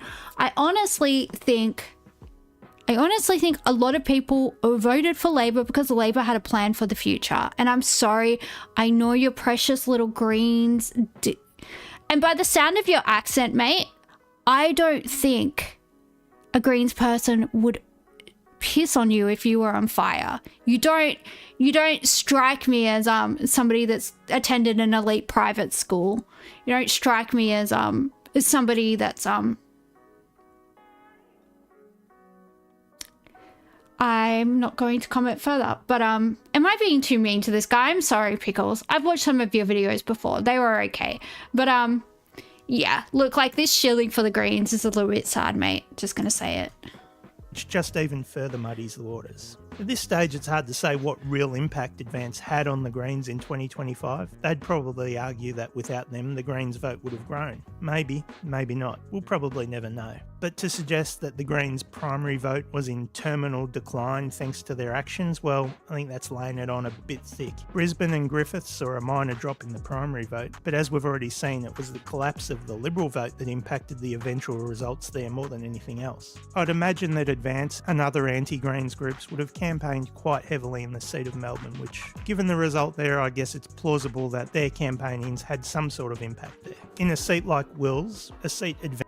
I will just say, and if you're going to besmirch Peter Khalil, you can, we can have words, mate. Did you see what the Greens candidate allowed her little cronies to do? Did you see the death threats, the graffiti, the kill symbols outside of Peter Khalil's office, the harassment of female staffers? Yeah. So if you're going to talk about Wills, can you talk about that? I bet you don't, because it doesn't paint the Greens in a very good light, does it? It doesn't. Intimidation, harassment. I did not see Samantha Cuntface come out and say anything. I looked, I Googled my little heart out, trying to find her condemning the political violence of her supporters, and she didn't. Did she? No, didn't see that. I didn't. Vance is said to have also targeted the Greens' primary vote actually increased. Yeah, but what about... Then there's the miscellaneous... If you're wondering who Cuntface is, yeah, I don't say her name out loud because I don't think she's worth it. Advance is said to have also targeted the Greens' primary vote. Maybe people saw her supporters targeting a man of Egyptian descent. Maybe that's what they saw. Maybe that's what they were disgusted by. Maybe they saw her supporters targeting Peter Khalil, you know, an Egyptian Orthodox man. Maybe they didn't like it. A Coptic Orthodox man, sorry, of Egyptian descent. Whose parents, you know, came here from Egypt. Maybe that's what they didn't like. I will say, I have lived in the seat of Wills. I live in a seat that the Greens were gunning for this time around as well. Not Wills, but a very similarly demographic seat. I did not see any of these advertisements from any of these groups. So obviously if they spent that much money, I'm not saying it didn't happen. I'm just saying I received zero, although I am on all the do not call registers though. So I don't know. I wasn't getting, even on YouTube, I wasn't getting ads, and I watch YouTube all the time and just binge watching bullshit on there. Actually increased. Yeah, but what about? Then there's the miscellaneous stuff, the stuff that's even more difficult to quantify. How was the Greens' actual election campaign? I have to say, from a personal perspective, had it not been for my interest in politics, I'm not sure I'd have even known the Greens were running candidates in this election. Now, the caveat with that, I guess, is that where I'm living at the moment, it's not Greens territory. They'd have run a candidate, but I couldn't tell you who it was. I reckon I can recall seeing a single lonely corflute at one point, and that's about it. And I'm guessing that's true of a lot of electorates. While the Greens may run a ton of candidates, they have finite resources, leading them to target a handful of seats. You only need to look at spending Hello, Singapore. What's up? discrepancy between Labor, the Coalition, rabid third parties like Advance, and then the Greens to see it's not really a level playing field. I would guess that the Greens aren't on the receiving end of millions of dollars in donations from fossil fuel donors, so that puts a bit of a handbrake on their campaigning when they're being significantly outspent by... Watching politics in my spare time just seems like misery. Yeah. You know, I'm a goth chick. I like to be sad. I like to listen to sad girl music, and I like to watch politics. That's what gets me off. What can I say? I'm a freak.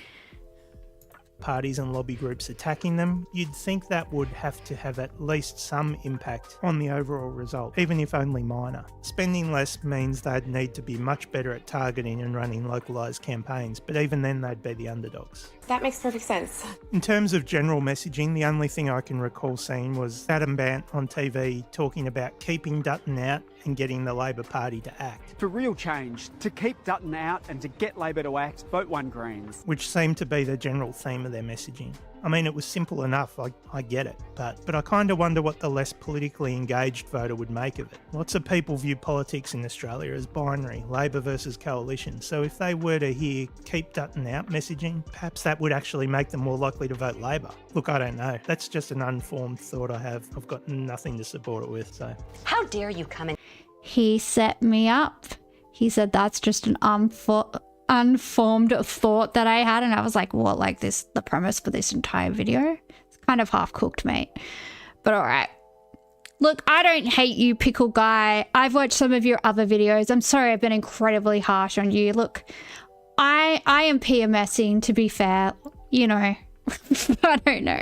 Do I reckon that the Greens' stance on housing and delaying the passing of the Housing Australia Future Fund for a few months caused Green voters to jump ship? I think that's highly unlikely. I reckon there were times during Labor...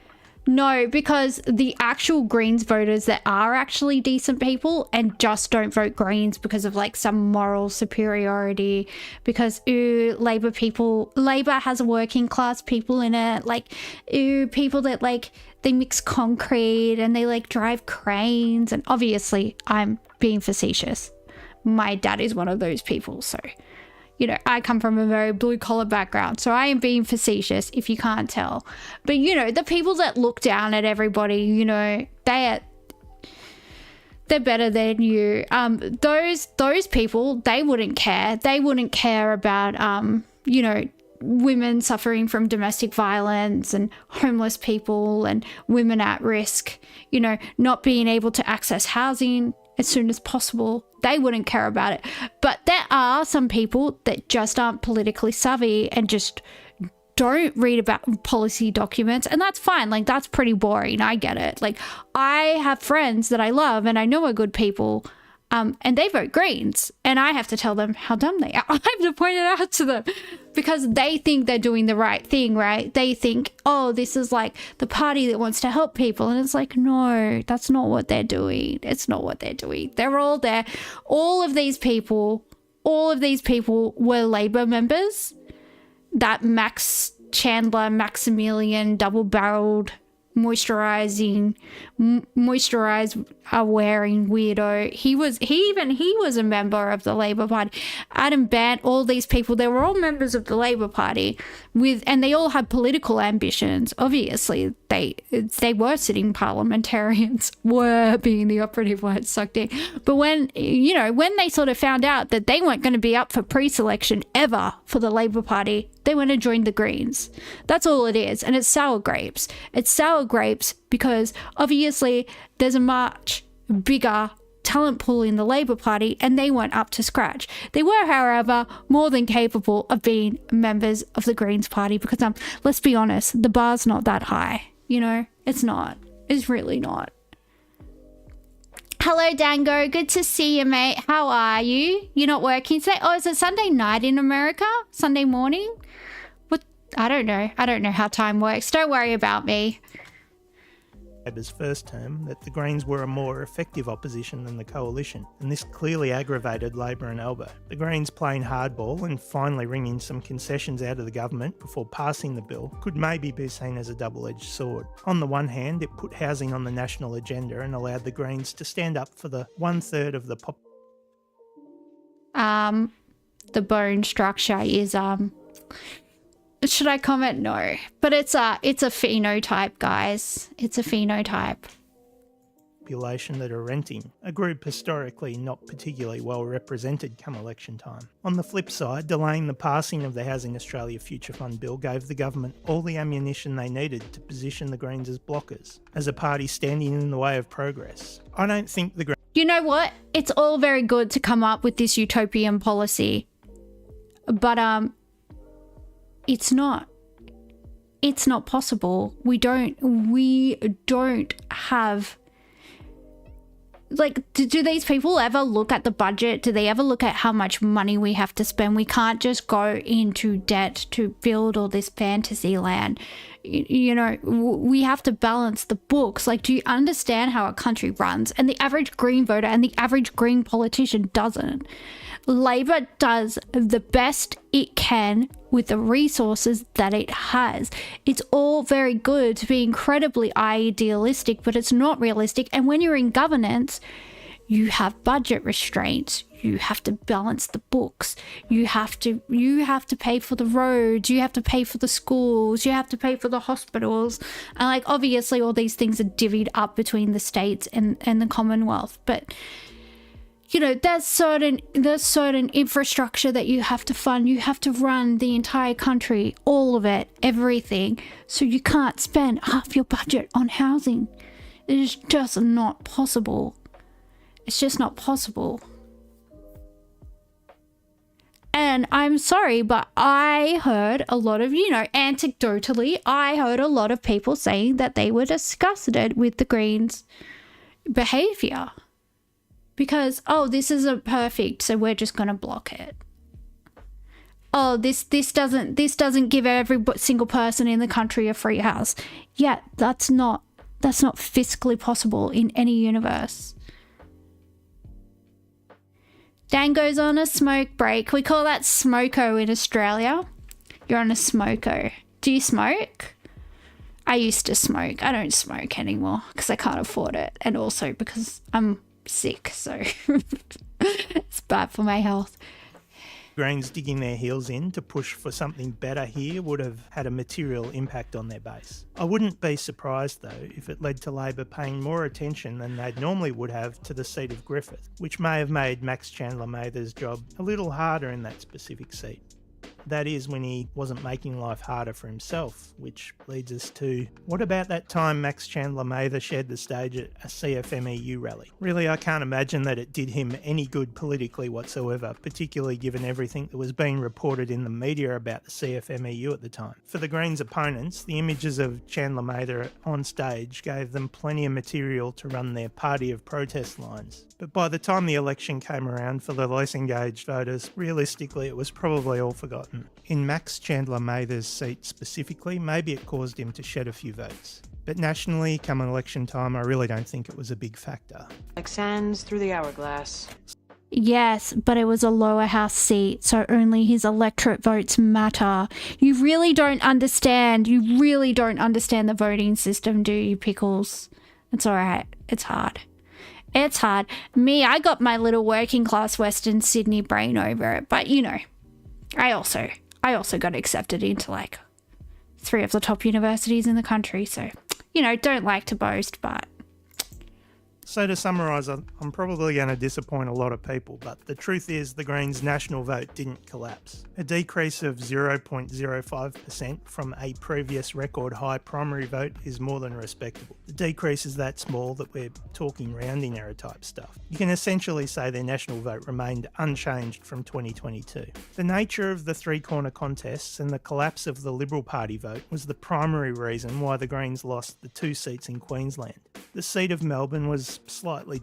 And preferences from the Liberal is the main reason why this dickhead got elected in the first place. And what a scourge on society. He and his yogi wife is. His wife calls herself a yogi and is a yoga teacher. And when I saw a photo of her, I was like, oh my god, he's married to Clementine Ford. And I looked it up, and it wasn't Clementine Ford. It was a woman that looked exactly like her. And I was like, whoa. Do they make them in a factory? Amazing. Different. Rezoning moved the seat from a fairly safe one to a seat that was going to be in play come election night. The well-funded attacks and Adam Bandt being the face of the evil Greens chipped away enough of Bandt's lead there that Labor were able to scoop past him thanks to Why are Liberal his Party teeth so preferences. small? Real He has enemy his of my baby enemy teeth. kind of stuff. But we should remember here that in the three-corner contests, so long as the Greens retain the bulk of their primary vote, it's only going to take a small swing from Labor to the coalition again to put a bunch of those seats back in play. This nodder in the background, oh, you can't see because my head's in the way, but she looks like she's sniffing a fart. Where did those Greens votes go, Pickles? Don't ask him to account for it. It's too hard. Stats is actually incredibly hard though. Stats are very, very hard. I had to do advanced stats for my bachelor's and it was hard. But once I got my head around it, it was fine. I was fine in my master's and I was fine in my, well, I don't want to say what other qualifications I have because I'm very close to doxing myself because I don't think there's many people from my background that have my particular trajectory, so gotta keep it on the DL, guys. Overall, the Greens' position in the Senate remained unchanged post-election, and they held their ground. Even after the defection of Dorinda Cox to Labor, the Greens will still hold the balance of power there, which puts them in a strong position. In all honesty, I don't believe the Greens have lost their way. I think that's largely a narrative being pushed by groups that would rather see them gone. However, I do think... No, this is exactly what happened with the Democrats. This is exactly what happened with the Democrats. Next election, we could be looking at even possibly no Green seats, possibly none, and hopefully a very decreased Senate presence. That's my hope. That's my dream. Let's go. And the fall of the Liberal Party. That would be amazing. Wouldn't that be nice? Going forward, they need to pick their battles. There are times where they risk looking opportunistic. I think popping up at the CFMEU rally could probably be seen. They are opportunistic, mate. I don't know if you can't see through. I just wonder how some people get through the world, like just with the naivety that they have. The Greens are incredibly opportunistic. They're all like jaded ex-Labor members. They were fine with the Labor Party until they found out they weren't going to get pre-selection. They were all fine with the Labor Party till they found out they weren't going to get pre-selection. Then their little egos couldn't take it. They took their little bruised egos and said, I'm going to run for the Greens. I'm going to show you a seat. I'll show you. You should have put me up for pre-selection. Little babies throwing their freaking rattles out of the pram. Like, get help. Disgusting behavior. And as an example of that, if you were trying to feed into the radical left party of protest trope, popping up there was a good way to go about it. And given that they're nowhere near as well resourced as the major parties, they probably need to have a think about what they want to achieve and whether or not pouring resources into trying to gain ground in the lower house is the way to go or not. The 2025 result was not what they'd have liked, but it was hardly the bloodbath or death of the party that the Coalition, Labor and right-wing shite factories like Advance would dream of. The election should have served up a sobering reminder for the two majors. The fact is, when it comes to the primary vote, the major parties are in steady decline, and they've been trending downward for a long time now. The 2025 election was the first in history where minor parties and independents combined received more primary votes than one of the major parties. Yeah, but what about the... So we know the Greens' vote didn't collapse. The party wasn't abandoned. So why didn't their share of the primary vote increase? I think there are probably... No, I think the public sent them a very strong message that they don't like their obstructionist policies, that they're wreckers, that they're idealistic to a fault, that they don't live in the real world. We're at a point now with the cost of living crisis And, you know, with what is essentially a worldwide economic downturn where even the middle class and even probably the upper middle class are starting to feel the pressures. And when you see that, it's no longer tenable to have a pie in the sky pipe dream party selling you fantasies. Everybody can see that. Like, when I live in a suburb that's like pretty gentrified. There's still, you know, there's still a lot of working class families here, but it is a suburb that in the last 10, 15 years, because of its proximity to the CBD, you know, has exploded. And so all the young families are people that have bought expensive houses since like the prices have inflated, you know, 200, 300% in the, like, this was a boom suburb. Like, if I was older and I could have bought a house like 10, 15 years ago in the suburb, I would be set. But anyway, thinking about that is just going to make me cry. So I won't think about it. I see those people. I see them in Coles, and I see people that I've never seen before having to have a conversation about each item that they buy at the grocery store. And these are people that are probably, to afford their mortgages, they're probably on about, you know, a joint income of about 300,000, maybe 400,000 each, because like this is how much these people's mortgages are, right? So these are the people that are having to think about it. And so when you see that, you're like, maybe I shouldn't vote for this party that, you know, has no costings for their policy, has no way to actually implement any of this. Maybe I'm just going to vote for Labor because, hey, it's a realistic party. Overall, it's for the social good. Overall, it's for the working class. Overall, they're going to fund the schools. Overall, they're going to fund the hospitals. Overall, you know, they're going to do the things that are important for society. And that's what it comes down to. People can't afford to vote for a party that's selling pipe dreams in this economy. Like, if you're lucky enough to not be affected by this current economic downturn, then, like, good for you. But that's not most of us, mate. Probably a combination of factors behind that, but this will largely be vibe-based, unquantifiable stuff. First, I think the negative campaigning It's just the vibes, man. It's just the vibes. Taken some skin off the Greens. I don't think it would have influenced engaged voters, but for those turning their mind to voting a few days before the election or just on their way to the booth, it's hard to see that it wouldn't have influenced at least some people. The fact that broadly the Greens' chief critics all locked in on some very similar messaging would have helped reinforce the third-party campaigning. I would not be at all surprised to find that the total campaign spend across all the anti-Greens third parties will end up exceeding the Greens' own national campaign spend. And when you throw enough shit, don't be surprised when some of it sticks. Second, I think the Keep Dutton Out message likely directed some potential... Damn, he's deep throating that. What do you call them in your states? Do you call them Dagwood dogs or Pluto pups? I know they call them like corn dogs in America, but I'm talking about Australia. Do you call them Pluto pups or Dagwood dogs? I'm interested. It's important data for me. I must know.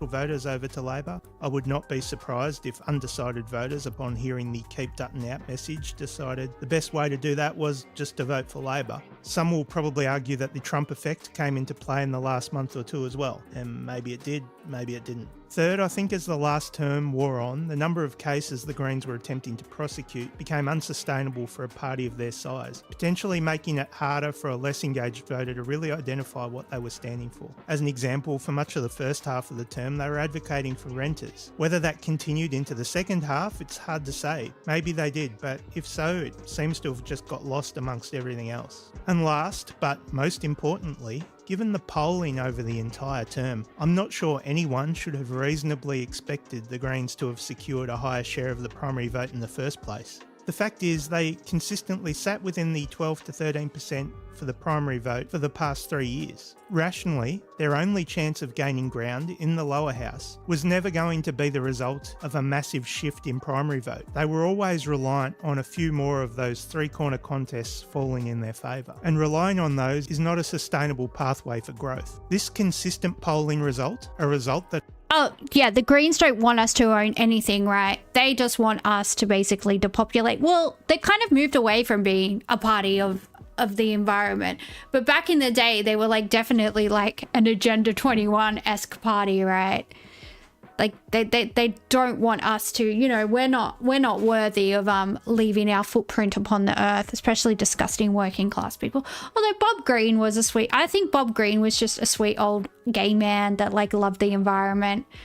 I saw him on a bushwalk in the Blue Mountains one day. He was like, I think walking with his partner, and he was, I don't know, he gave me a big smile, and we sort of said, you know, like whenever you're hiking and you see another hiker and you're like kind of like, g'day, you always like sort of, you know, give the head nod. And I don't know, he seemed like a lovely gentleman. But yeah, I think this current iteration of the Greens is like very sinister. I think they've got a lot of contempt for large swathes of the Australian public.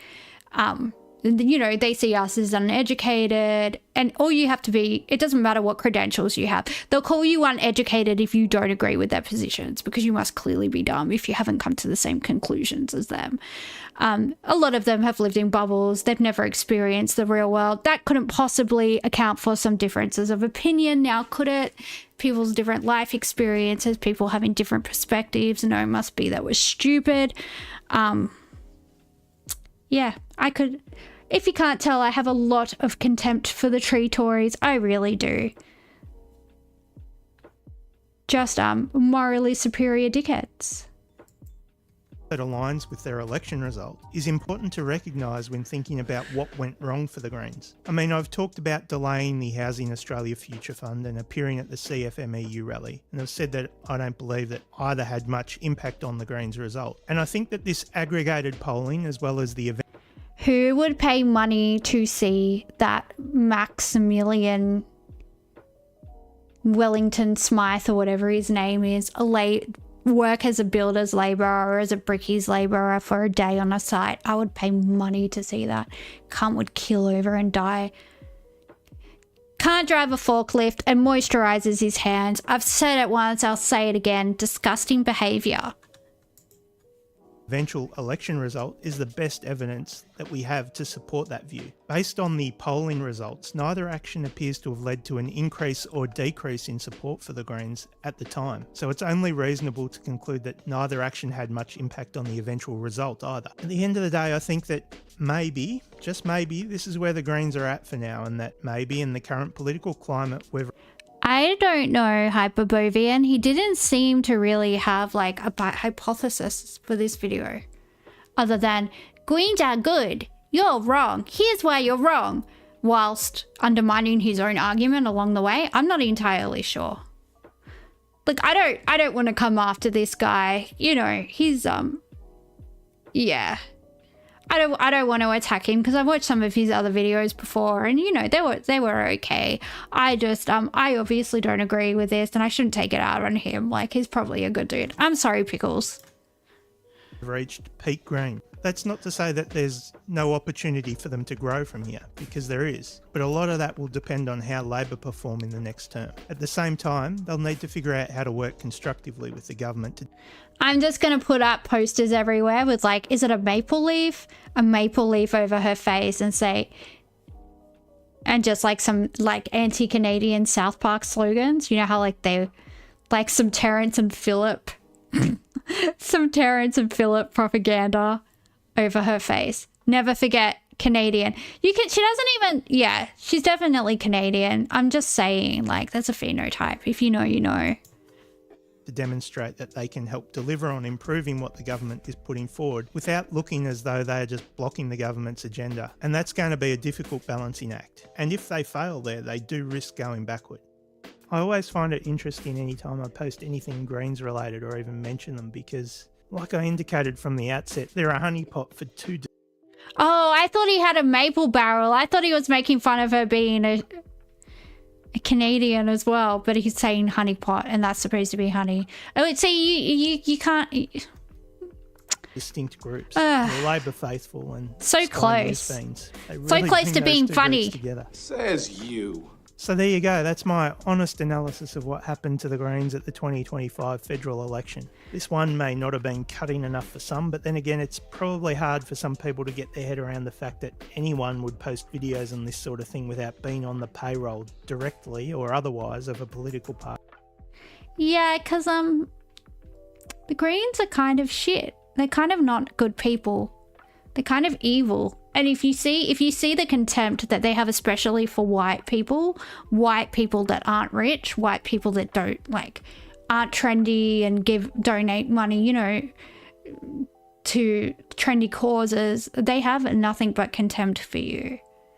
And if you are a minority and you have different views, they also don't like you because you can't be their pet. But they want to, you know, they want to have like a rainbow friendship group, and they want to have friends from all, you know, the right friends from Western Sydney, just the one though, just the one that goes along with them and enables them. They don't actually, yeah. I just find the classism from parties like the Greens and the way that they talk about lower income white people absolutely disgusting. And it's actually like the antithesis of left-wing politics. Like, you can't be left-wing and hate the working class and have contempt for the working class. Like, I don't know how you think this works, mate. But it's that's not it. Although Hassan hates the working class and the poors, as he's called them before. He has nothing but contempt for them and also claims to be working class. He really puts the petty bourgeoisie, does old Hassan Piker. But I digress. I get it. It's fair to be skeptical. And I do get why people assume I'm some sort of green sleeper agent, because yeah, I think you I are. do spend a fair bit of time talking about the kind of stuff that they'll often talk about. I believe in science, and I believe that continuing to approve and extend massive fossil fuel projects is not a good thing, and that giving away our natural resources for next to nothing to massive multinational corporations is shite. I think housing should be a human right, not a speculative investment asset. I think that the governments we've had, whether they be the Coalition or Labor, helped create the housing crisis we're seeing now. And wow, what an Australian picture. This is definitely in Australia, isn't it, guys? Come on, at least pull up like freaking Glenmore Park or like a picture of an Australian housing estate. This is, I don't even know where this is, but they're definitely not Australia. Definitely not. They've both done very little to try and resolve the crisis. And a lot of the issues around cost of living can be traced back to the housing crisis. I believe in transparency and that the country needs a strong anti-corruption commission, and I also believe that Labor and the Coalition have let Australian whistleblowers down badly. I think broadly, quite a few of those themes probably align with where the Greens stand today. But then again, there was probably a point in time where they would have aligned with Labor as well. For me personally, I can't see myself ever aligning to a single party. In my view, going down that path means that sooner or later you're going to have to compromise your own principles, values or beliefs, support something you don't agree with, or be forced to defend something you know is wrong. You're an idealist. I much prefer being a free agent, a swinging voter, probably the sort of human political parties hate. I don't understand you. I like it when people try to pull the moral superiority card. Yeah, you're better than us, mate. I just could never understand because I just don't have the moral fortitude that you do. Anyway, I've been streaming for 2.5 hours, so I have to go to the little ladies' room and get another drink. I will be back shortly. Thank you for hanging out.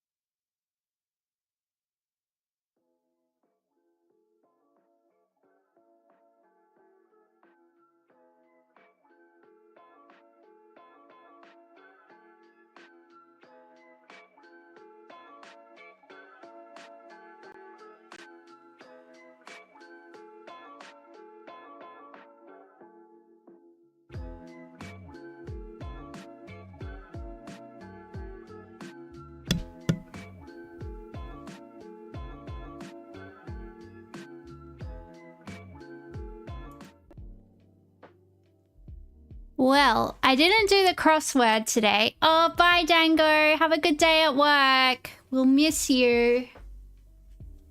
I didn't start off today with the spelling bee. I don't know. I don't know what planet I'm on sometimes, guys. It's hard out here. It's hard out here for a bitch. We are going to do the spelling bee and the mini crossword. You got a tilt from Old Pickles? Yeah, he kind of did my head in too.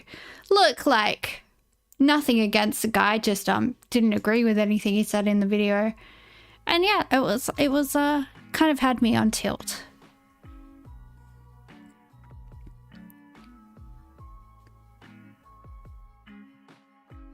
All right, the letter we have to use is N, and the other letters are T, F, I, A, O, X.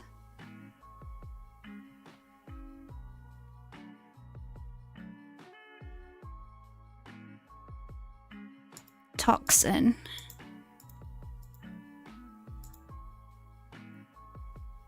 You found one word. Good for me.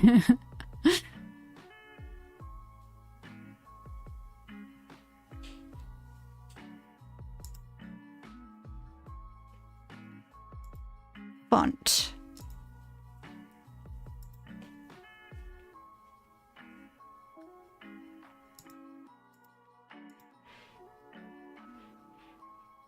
Tannin.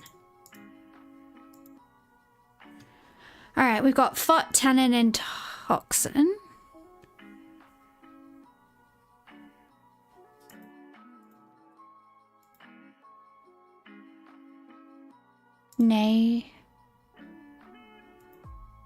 Nation? Oh, yeah, that's got two ends. All right. Oh, that was it. That was all the words that let us do. Okay. All right. Fine. Not letting me spell many words in the spelling bee, but okay. All right. Kind of rude. If I'm curious, as a mathematical proof that every voting system has gaps, they have infinite cope. Well, yeah. No system's going to be perfect. But I think Australia does a pretty good job. I mean, we don't want to become a nation where we start questioning the results of every election, or every time a result doesn't go our way, we say we have to change the system. I think our system's fine. Sometimes it goes our way, sometimes it doesn't, you know. This is how it is.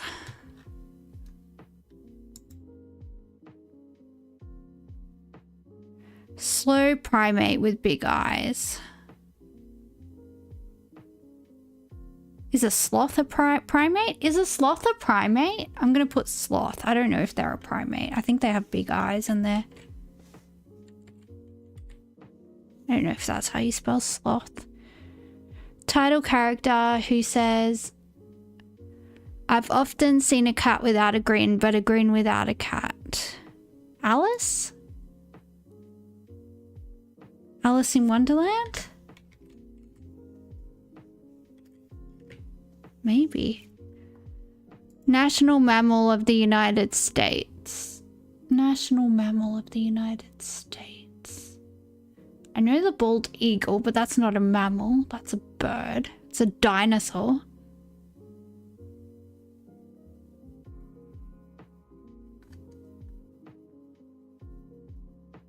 Where care instructions are often found on a garment.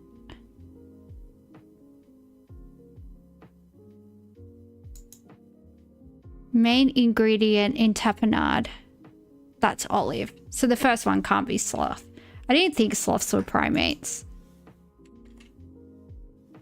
Okay, that's olive. Excuse me, do you mind?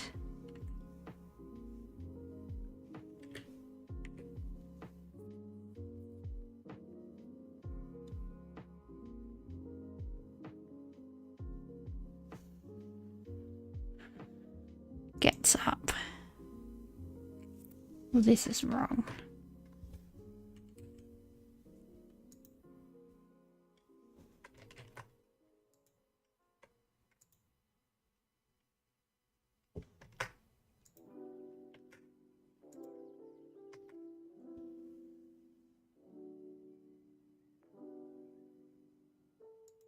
Array on a touch screen. Don't know. 5 email status.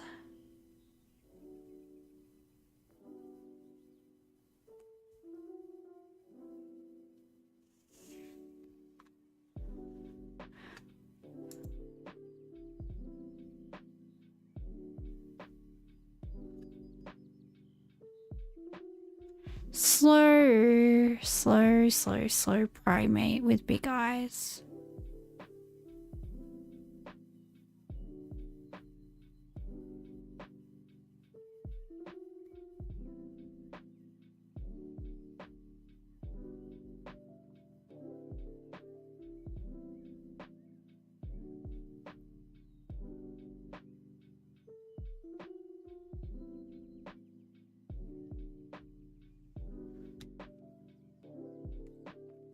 National mammal of the United States.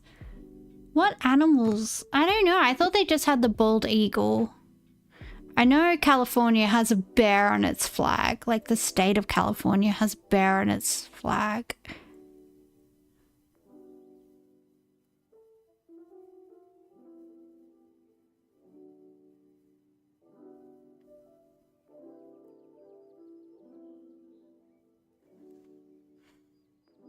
National mammal of the United States.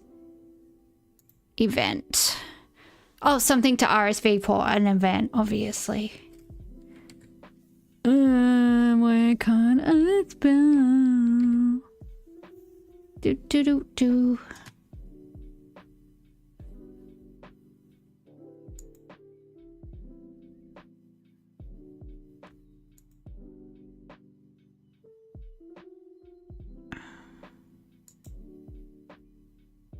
Email status. What's an email status? Open, unread.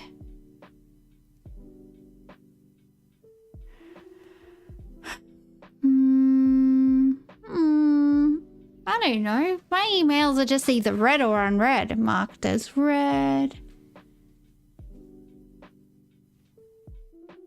9A is less. Okay. Word commonly mixed up with fewer. Oh, less. Yeah, that makes sense.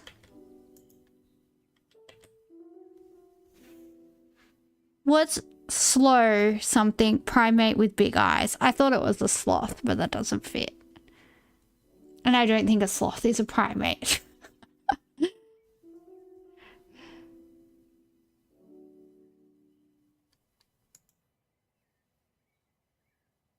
Maybe 5 down is sent. Oh, yeah, of course. You send an email.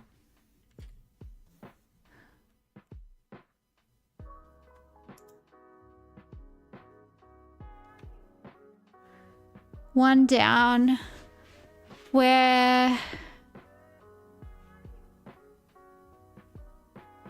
care instructions are often found on a garment.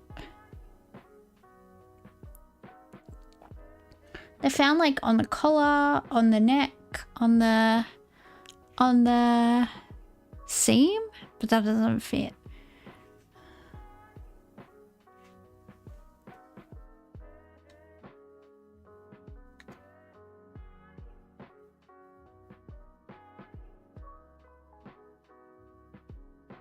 One D is lapel. Oh, that's such an American word. I would never call it a lapel.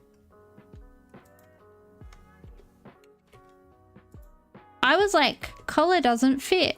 What could it be?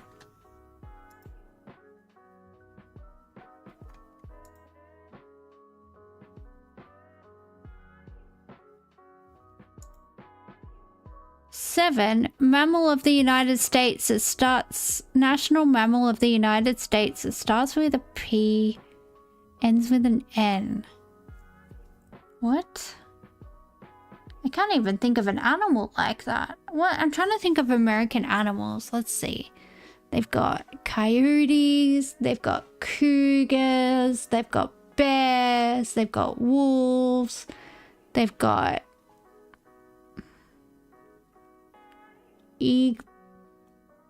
bald eagles. They've got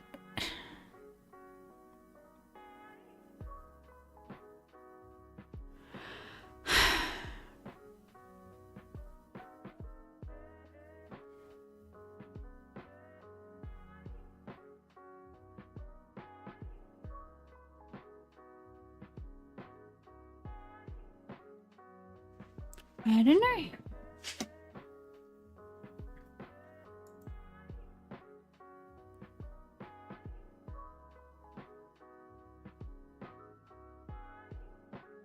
Lemurs? This can't be a lemur, can it?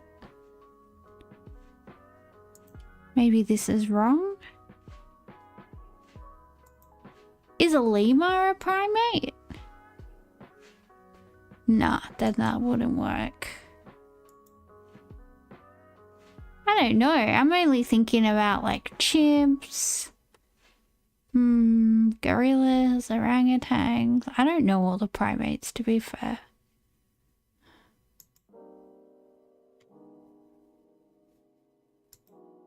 We be being dumb tonight, guys. Woof. 4. Array on a touch screen. Array on a touch screen.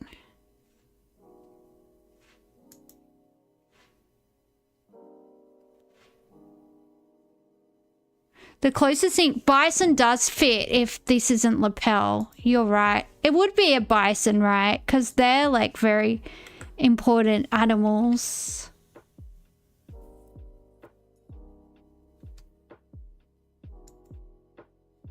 All right.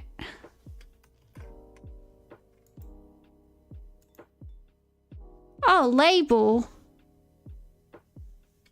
It's just label.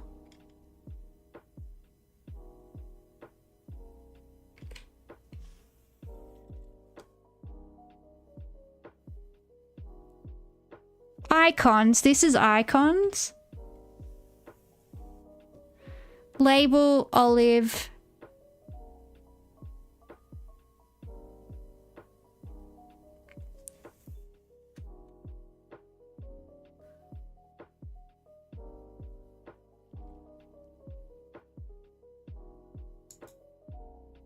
All right, we just got to get 3 down. Gets up. Isis. Sounds like something we shouldn't be saying. Aces, bees, beesus, kisses, desus, ephus, physis. Gen X rises? Maybe.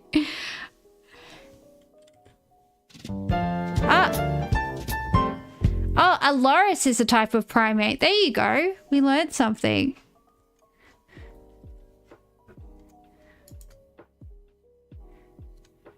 I am too dumb today. It's really hard when you suffer from like brain fog just non-stop all the time. Like having lupus is like constantly just, you know, when you get that feeling that when you have a word on the tip of your tongue and you can't remember it and you're trying really hard to remember a specific word and you can't. That's like what having lupus is like all the time. Just because you got that little bit of inflammation in your brain and you're like, no, I know this. It just won't come.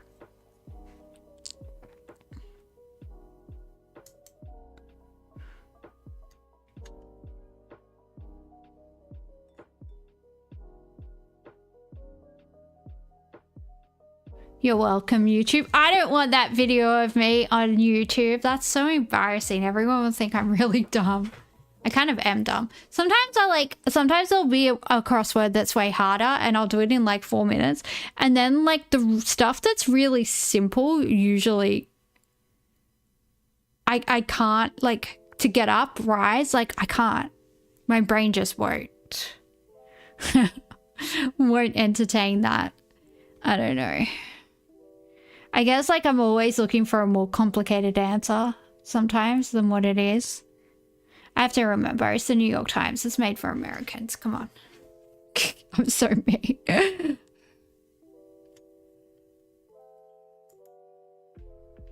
Well, I've been streaming for almost 3 hours, you know, and there's hardly any people watching. I think I've been doing good. I think I've been streaming, doing a good job, doing it for my 5 fans. Come on, let's go. You know what? I might call it. I might call the stream. We're almost at 3 hours. I might...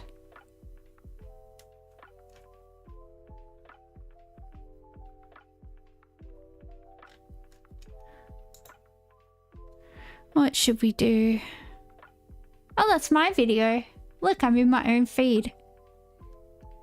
Pandadora. Spots. Subscribe on YouTube. Like and subscribe, please. I need all the help I can get. I need to get my povo disabled ass some extra income. So if you would like to help, that would be good.